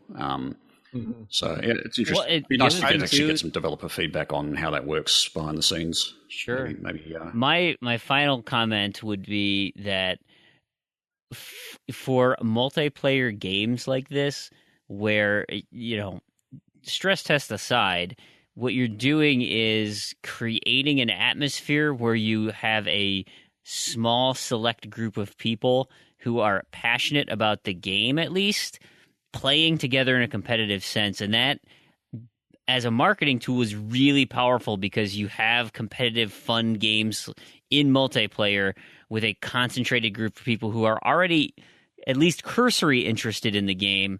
And hopefully that, I could see that leading to orders, because you're like, oh my God, remember the beta and how we just went nuts and we were playing this and we were doing that and that. You create those memories of events that happen within the game, and then everything gets wiped clean once the real game starts, and you start to see, oh yeah, it's locked behind a progression wall, or the map rotation sucks, or this, or blah blah blah. There's not a lot of long legs to it. I think that's the perfect transition to my final comment. Now, there's one beta that sticks out in my mind that I really I still have memories of that beta, because I thought it was really well done. This was, I think it was both balance testing and marketing, but Crackdown. You guys probably know what I'm talking about. It was funny. I was just thinking about that. It wasn't Crackdown that was the beta, though. No, I know, yeah. But everybody bought Crackdown for one thing. Yeah. I remember the shelves of Crackdown at EB Games after people found out that the Halo 3 beta wasn't happening for like 6 months. But that Halo 3 beta was so much fun. I remember I had, because I was the only one of my friends that bought Crackdown. I was like, I really want the Halo 3 beta. And, Crackdown on paper looked interesting, and just turned out to be Crackdown's...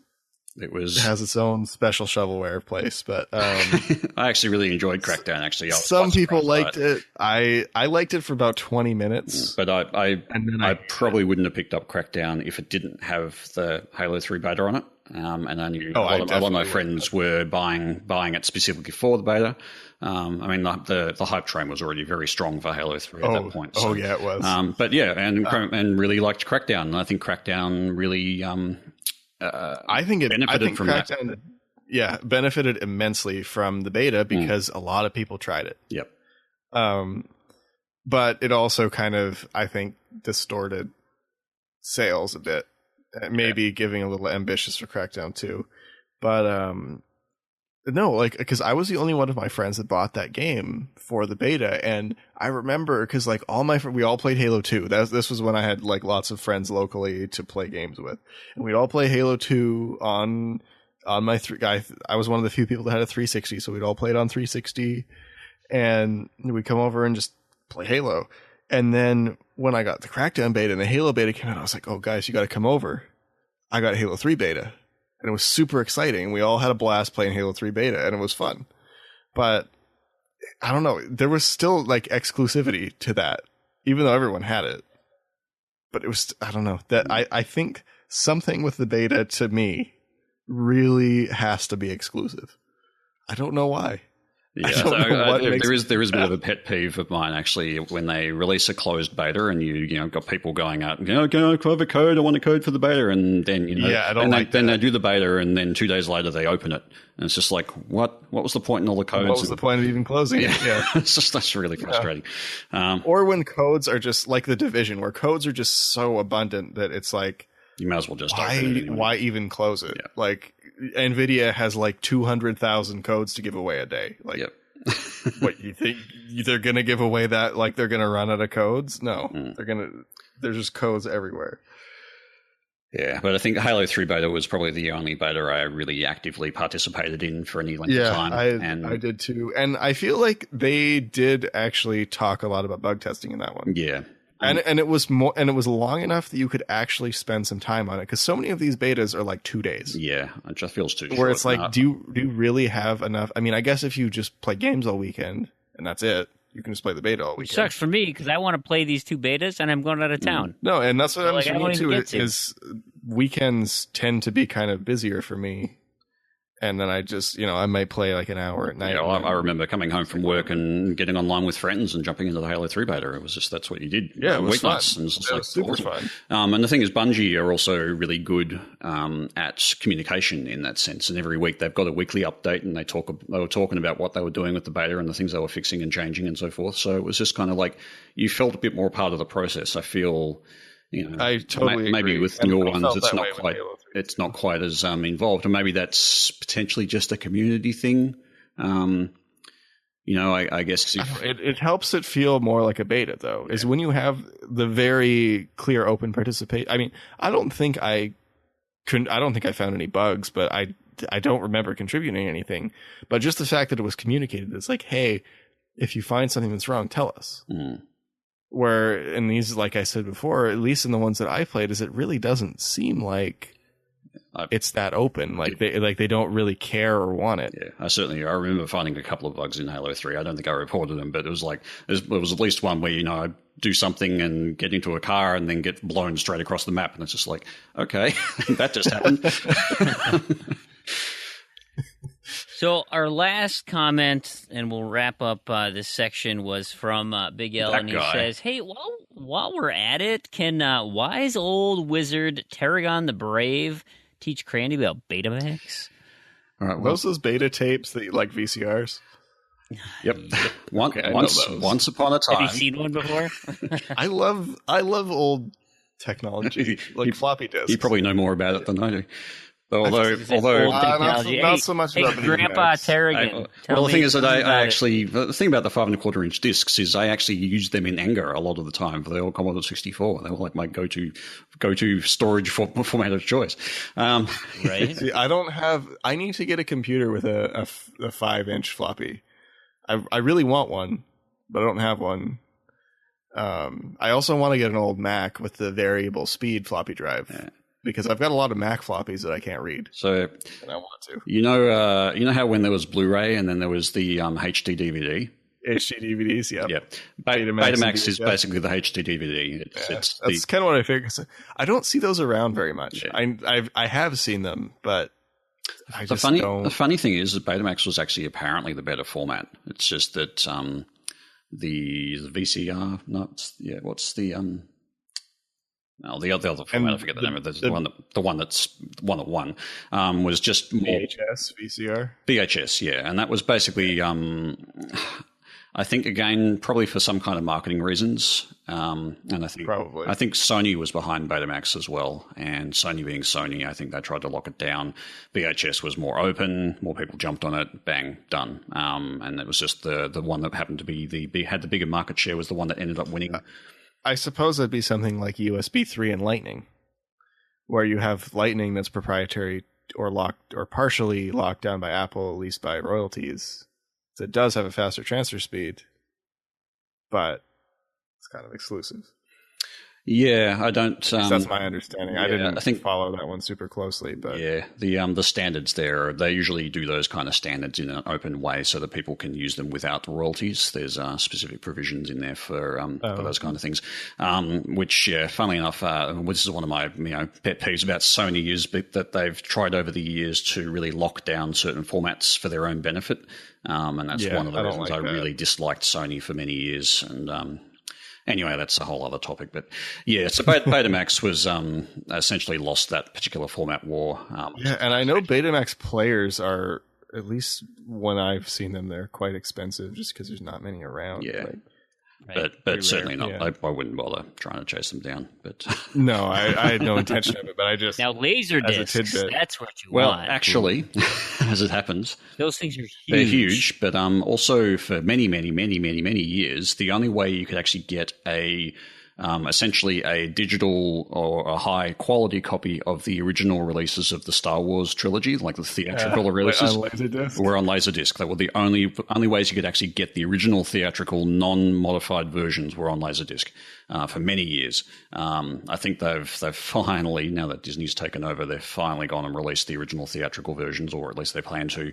But yeah, that was the only way you could actually get a good high quality. Imagine that drove the price of those up a little bit. Yeah, it did.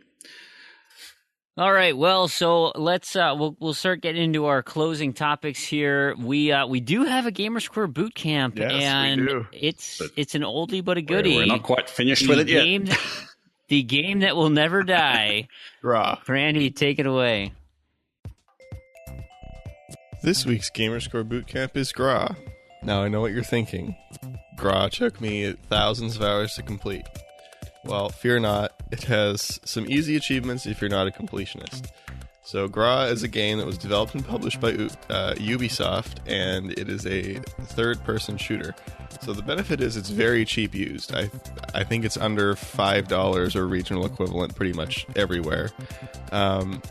And of the approximately 72,000 people on TA that have started it, there are 77 completions, or 0.11%.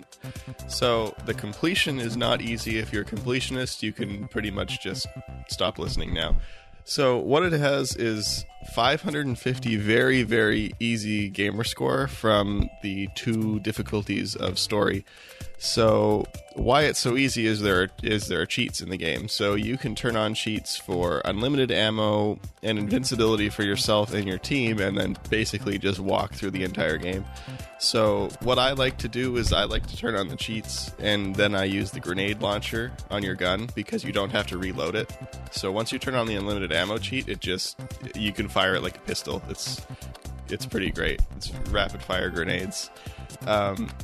The other thing too is it has some odd gamer score values, but not in the story related achievements. So if you just get the 550 easy gamer score from the story, then it's not a problem. But if you really don't like odd gamer score, then stay away from the multiplayer portion. Now, the benefit to the multiplayer portion is it can all be done, with a couple exceptions, it can be done in split screen with multiple controllers. The achievement committed for playing for 8 hours straight and master ceremonies for hosting 1,000 matches can both be done while you sleep with 2 controllers. So that's some more easy gamer score. And that's pretty much it for Gamerscore Bootcamp this week. It's a nice Gra bootcamp. So we'll see if Gra ever dies. All right, and so is that going to be the last time we hear about Gra? Or I doubt it. It'll get mentioned, like in space. And...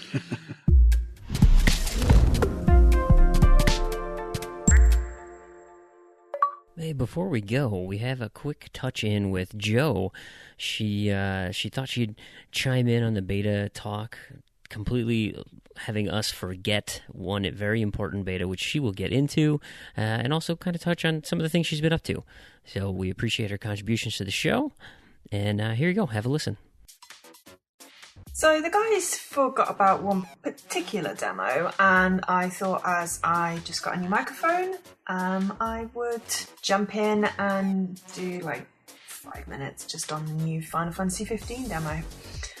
I like Final Fantasy games. I'm not an expert on them, so when I describe the little character that you go around with on this demo as a fox with a unicorn horn, please forgive me for not knowing the actual type of animal it is. Apparently the name is Carbuncle, but I got the chance to rename mine at the end, so I went with Unikitty, because why not?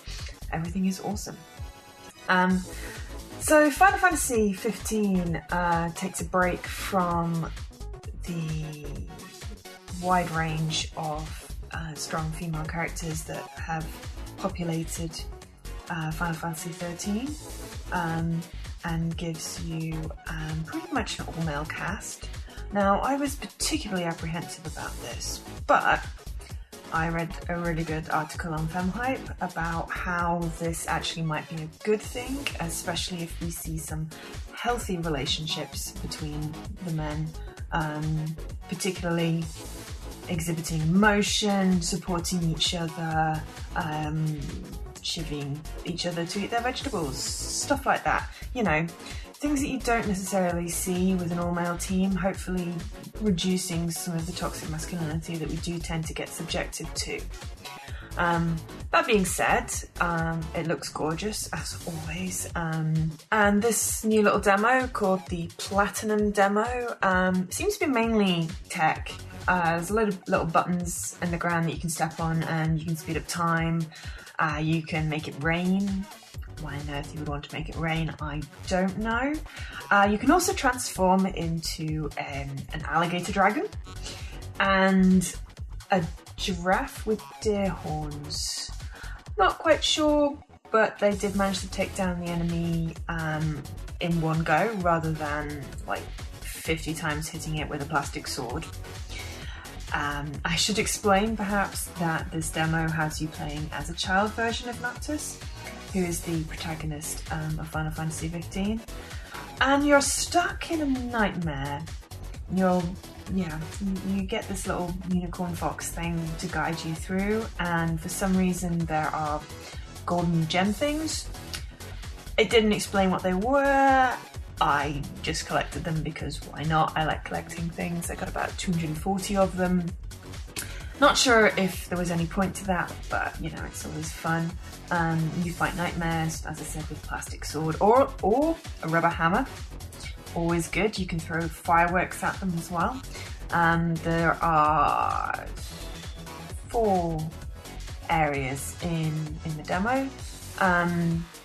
Gets progressively more difficult as you go along, culminating in a big boss fight as normal. I got little pop-ups as I was going through. I don't know whether it's because I was collecting the things or just because I was progressing through. There was something about platinum greaves right at the very end, so maybe this unlocks items for you in the actual game. I am actually kind of hoping that it unlocks this little unicorn fox thing as well, as a companion. Not quite sure. It is completely different fighting style from the normal turn-based, whatever you call it, for Final Fantasy games. It's all real time. For some reason, you hold down B to attack. This is not natural for me. Usually X. I play a lot of Lego games. X is my attack. At least A was jump, but for this one, X was dodge, B was attack, which seems completely backwards. I'm hoping that I can remap controls in the actual game. I do have the other demo on disc, I just haven't had a chance to have a look at it. This gives you a story chapter. It comes with the Final Fantasy HD thingy with the card names. So I do have that one. I will have a look at some point. I'm not sure that I'm going to get... I'm not sure that I'm going to pre-order this, but I do enjoy Final Fantasy games, so I will probably more than definitely buy it at some point when it's out. I spent about half an hour going through fighting nightmares, collecting the little gold jewel thingies, and it was fun. I've spent most of the weekend playing Quantum Break. It was no Quantum Break. Quantum Break, by the way, is awesome, in case the guys didn't talk about that. Really, really, really enjoying it. I finished one playthrough on normal, and now I'm going to go play through it again on hard and choose all of the opposite story things to see what changes. Was skeptical about these TV episodes, but it's so engrossing and you get this emotional connection with the characters. It's really weird. I didn't think that it would work, but it really does, and I have spent an inordinate amount of time reading all the emails and the journal entries and that sort of thing that you unlock as you progress through the game. And yeah, I'm kind of hoping that they do follow up the ending with the sequel. Would be very cool.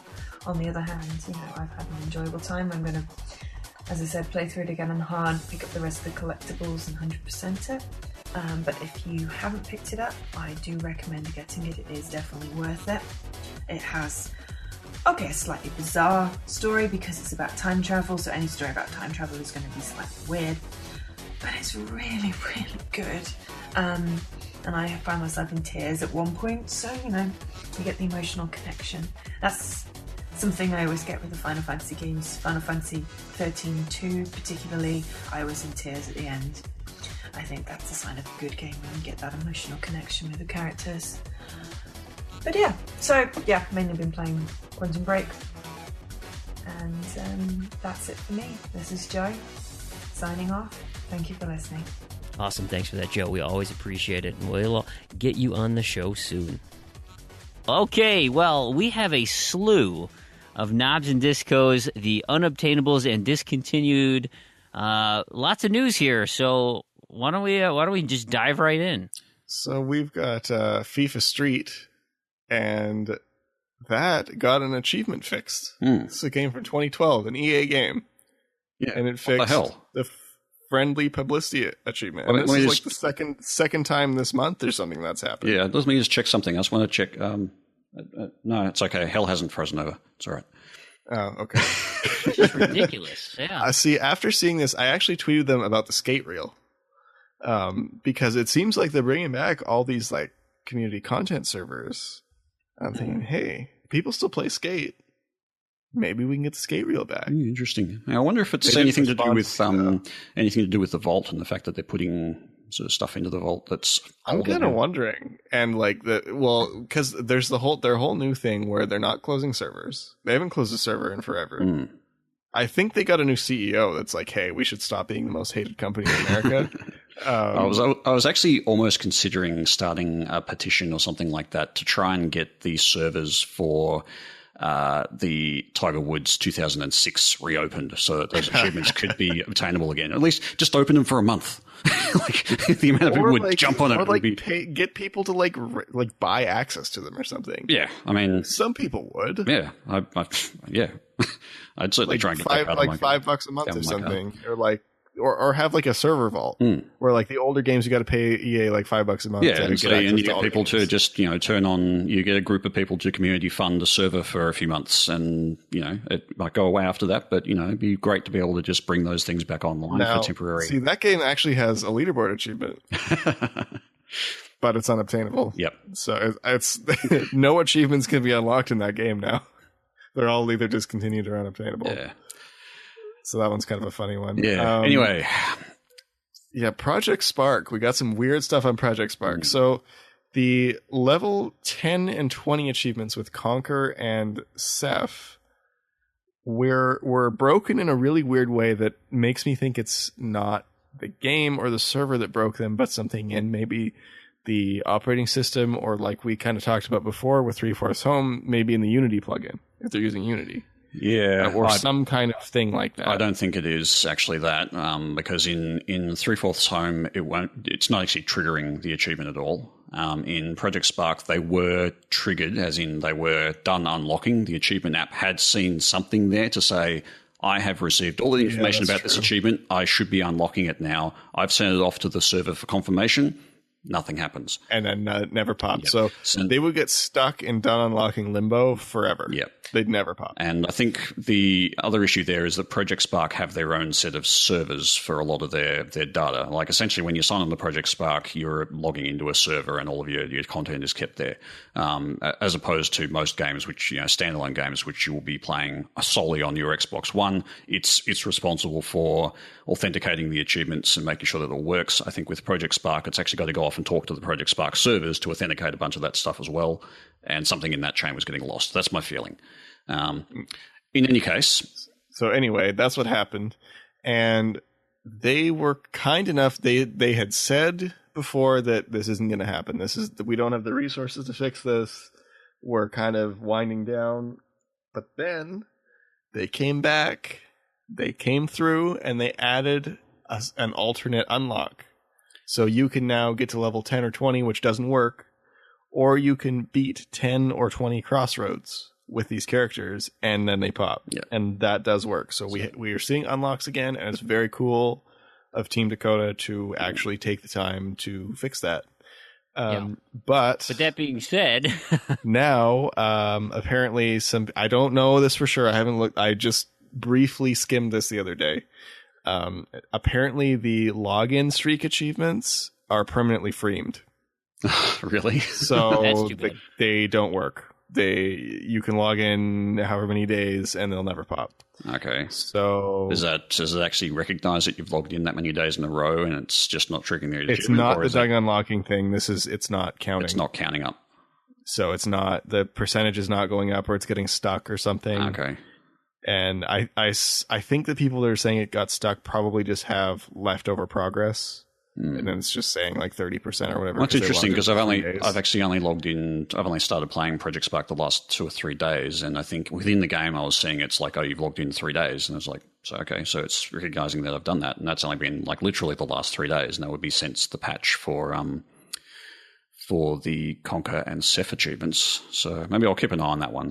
Well, I don't think they released a patch. They just changed the achievement requirements. Yeah, okay. Well, it's a patch somewhere. It's got to be on the server. Or something. They modified the achievements. But and I don't know how long this has been going on. I had kind of read some mumblings of other achievements being broken, but I couldn't find what they were, so I don't know if it was this. Something about there was some of the community stuff wasn't updating or something I'd heard as well, but I'm not. Yeah, I don't know the specifics. Yeah, so maybe they'll come back. See, I was hoping I get to start this now, and then this comes up again. Yeah. So well, I guess. Well, and that's why Terrigan and I mentioned earlier in the show we are making a concerted effort because the things are getting challenging. And so we don't know how long this is going to stay stable, if it's going to stay stable. And so I, as a public service, would totally recommend if you've got Project Spark on your tag, you should go revisit and collect all the easy things you can and complete it if you want to. Get as much out of it as you can. Get as much out of it you can as soon as wouldn't start. And there's a lot of things that can go wrong with it. Yeah, if you're a completionist, I would suggest not starting it. But if you already have it and you want to get as much out of it as you can before it goes away, now is the time to do it because it may just up and vanish. Who knows? And it's very nice that Team Dakota are very responsive. They even have an account on TA that they communicate with TA directly. But it really comes down to they want to fix it, but they just don't have the resources to do it. Yeah, and they say they're in kind of maintenance mode or whatever, but there's very little maintenance that can be done. I don't think Team Dakota exists anymore.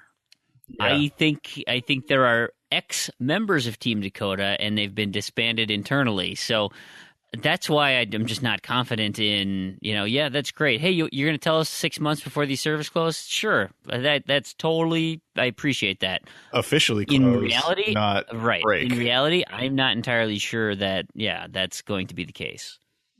Oh, I think they will, but I think half the features will break before they kind of turn them off. Because, you can have, half functionality. Break a few achievements, who cares?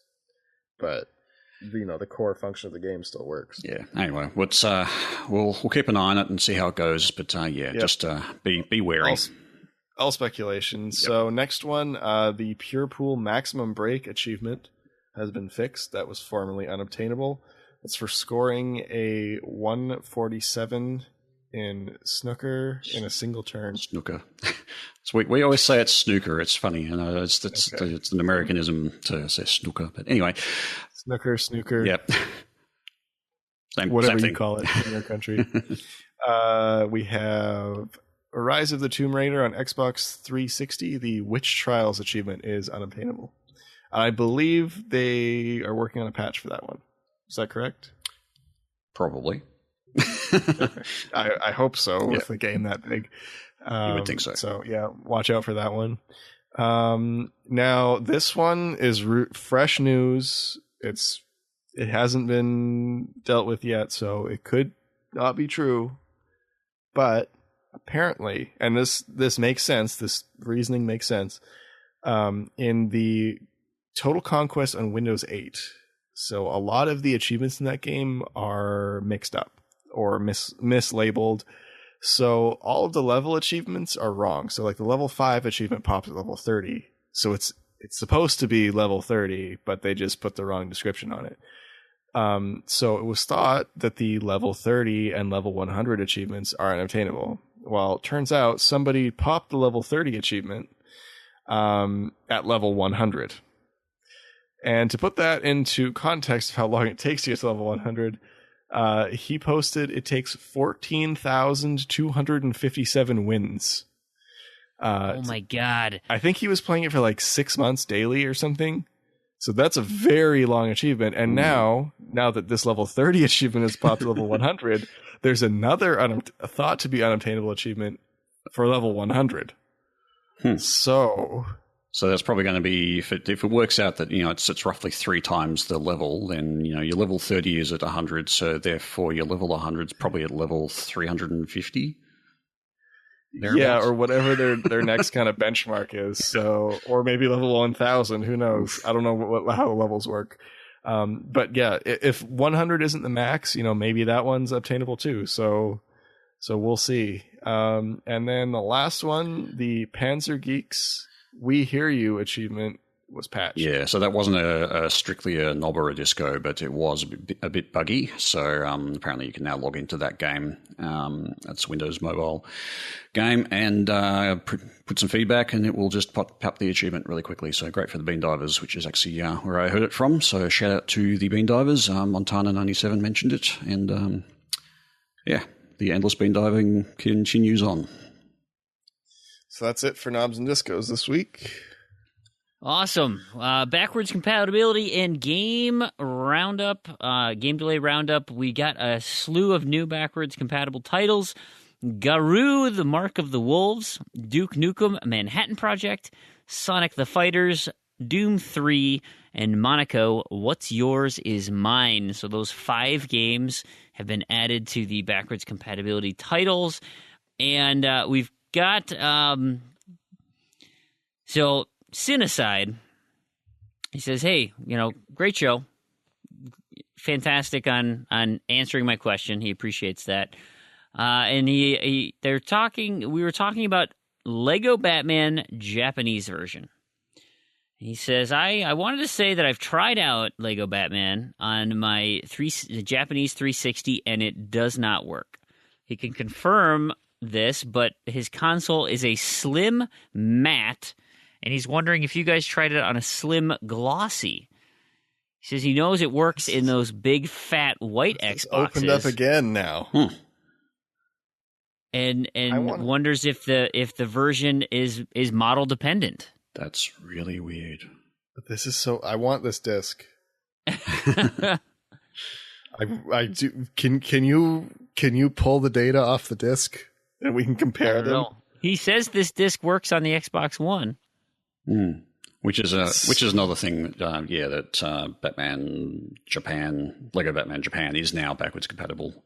This Lego Batman thing is going to be the death of me.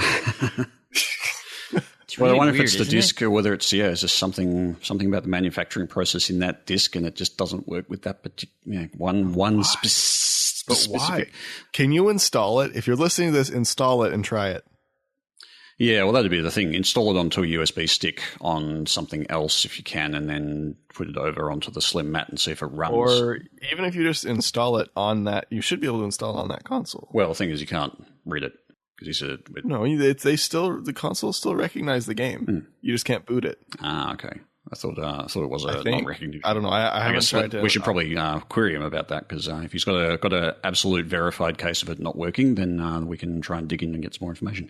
But yeah, let's we can take this to private messages. Yeah, I want to get to the bottom of this because this is it doesn't make sense. I don't get it. I want this disc. And that console. So just the disc. We can test it in everything. We can figure it out. The final piece here. So Zombie News Corner. I actually didn't have any zombie news for the week, and so I was like, as a joke, I went onto Google and I'm like, I just typed in zombie news, just to be like, oh, what happened? Well, so this gem of a website comes up. It's called zombieworldnews.com, and it's set up as a fictitious CNN page that's just littered with zombie news. Like you got your headlines like scientists define new term for zombie virus, CDHD. And then you've got all your like news in briefs on the side. Planes, final transmission, zombie attack. And why Georgia home invasion, a zombie attack? Like just all these like small little news items passed off as like, you know, you would go to your CNN page and it's pretty. It hasn't been updated since the end of the last post here was the start of the 2015 January 1st. Woman bites boyfriend. So it's pretty old. Okay. Yeah. Interview with a zombie. Okay. I didn't bother clicking on all the other links to see what went, and then I found the disclaimer at the very top, and it says this site is for entertainment purposes only. It is fictitious what if scenario. Really? No, it's like, oh man, you're trying to tell me this? They should do that like The Onion, where you get people to share it for real, right? But it's set up with pictures and stuff, and I mean, it's pretty funny. So yeah, this was going to suffice for zombie news for the week. So now we have take a peek. Now we have a lot of traffic. Because you have. I also should mention the Zombie World News team. Race Barrington, he's the Human Race senior correspondent. Dr. Nancy Chan, Kim Harwell, and then the Kitty Pandemic. She does the Pretty and Putrid Fashionista's Guide to Zombie Apocalypse. Zombie fashion news. Oh, this is just brilliant. All right, yeah, sorry. Okay, now we're on to the giveaway draw. time. So we got an extra American Nightmare code. So we're going to draw 2 winners instead of 1. So yay. It's fun. All right, first winner. Let's see. We got Facial LaFleur. Hey, first winner. All right, nice work. Oh, wait. Can I not draw another winner? Okay, Facial LaFleur won the first one, and I'm just going to repick Win because he won the first one. Yes, okay. We should have beta tested this. I know. And Facial LaFleur wins again. Okay. Yay! I wonder if it's predetermined like XCOM, like where if you save your game before you take a shot and don't change any variables, yeah, it continues to stay the same. I invalidated him this again. Wow. Okay, I'll invalidate him again. Is he the only person who actually submitted? No, there's a whole bunch of people. Okay, let's try again. It's too bad Facial's going to hear this late because he should go out and buy a lottery ticket. We got at ShelbyGT5252. All right. On Twitter. Okay, well. Fantastic. Contact them and Facial and have your codes in the PM somewhere. Awesome, guys. Well, hey, thanks again for listening. We hope you enjoyed listening to the show because we all had so much fun recording it. I will say again, if you guys are awesome listeners, could help us out by leaving podcast reviews in whatever avenue you listen to the show. That super helps. It's a free way to support the show. Lets others know about what we have going on. You know what else is like leaving podcast reviews? Elite Dangerous. What's that? It's a space. It's a space. There's a link. There's going to be a link to Elite Dangerous on our website, Z2Z.com, ZEDTOZED. And so you'll be able to find a link to Elite Dangerous as well as show notes, credits, and other links that we talked about today, like the Zombie World News. Of course, you can always contact us at Twitter at Z2Z. I will spell it one more time, ZEDTOZED, or our email, contact at Z2Z.com. There's that leaderboard set up at True Achievements, which will likely be a starting off point for our beta group on the random to-do list. But there'll be other announcements and things. And guess what? We might even send a game code out in there to that group. So join the leaderboard. It's a great place for us to contact you as of now to everyone. And then we also want to give a shout out to all the sites and people that have helped. We forgot to mention all of the comments on the blogs that we didn't get to. It was because we had, of course, the really long episode last week, and it was a really great interview with Christian, but we weren't able to catch up on everything and everyone's comments. So we certainly made sure that we mentioned everybody that we saw comments from, but we may not have addressed every single individual comment. It's just getting a bit hard to kind of keep up with it all. Although we love hearing it all, and certainly we've been picking some of the good comments to talk about, but not everything is going to make it into the show, unfortunately, just because of practical reasons. The community's just too awesome. That's right. But that means Terrigan and I are all over the blogs as well. We're out there communicating with you guys. We want to be a part. We want to develop a community like we've been not so doing. Much Crandy because he's too young. Yep, he can't get on the internet. I know. He has limited screen time. His mom puts a screen time limit, so there's that. To strangers. Yeah, yep. But we also want to have a shout out to the rest of the achievement hunting community, and TrueAchievements.com. I mean, oh my gosh, we do so much for that. Oh, I forgot to mention too. I'm joining the site. I'm now part of the community events team. So I can bring all my wonderful ideas and try and develop them, like the Ultimate Head-to-Head Challenge. We forgot to announce the new contests. We'll get to those. We have 2 new draws coming. Well, we said keep an eye on our Twitter. I mean, but we can say what they are. We got Soda Drinker Pro. Soda Drinker and we have Pro. 3 Quantum Breaks. 3. That's 3 Quantum Breaks. That's a good new release game. Yeah. They're all for Windows it's 10. Super fun, too. That's the Windows 10 version. Yes. Right. Hopefully you've got a rig that can run it, but it's pretty darn good looking. So everybody who's helped out, everyone who's donated codes, sent them to this, and of course Microsoft for giving us this awesome console to play with, and the Windows 10 device to play our Quantum Breaks on. So on behalf of Randy and Terrigan, this has been Brandon, and to all you achievement hunters and Gamerscore junkies out there, thank you for listening, and we'll see you next episode. See you later, guys.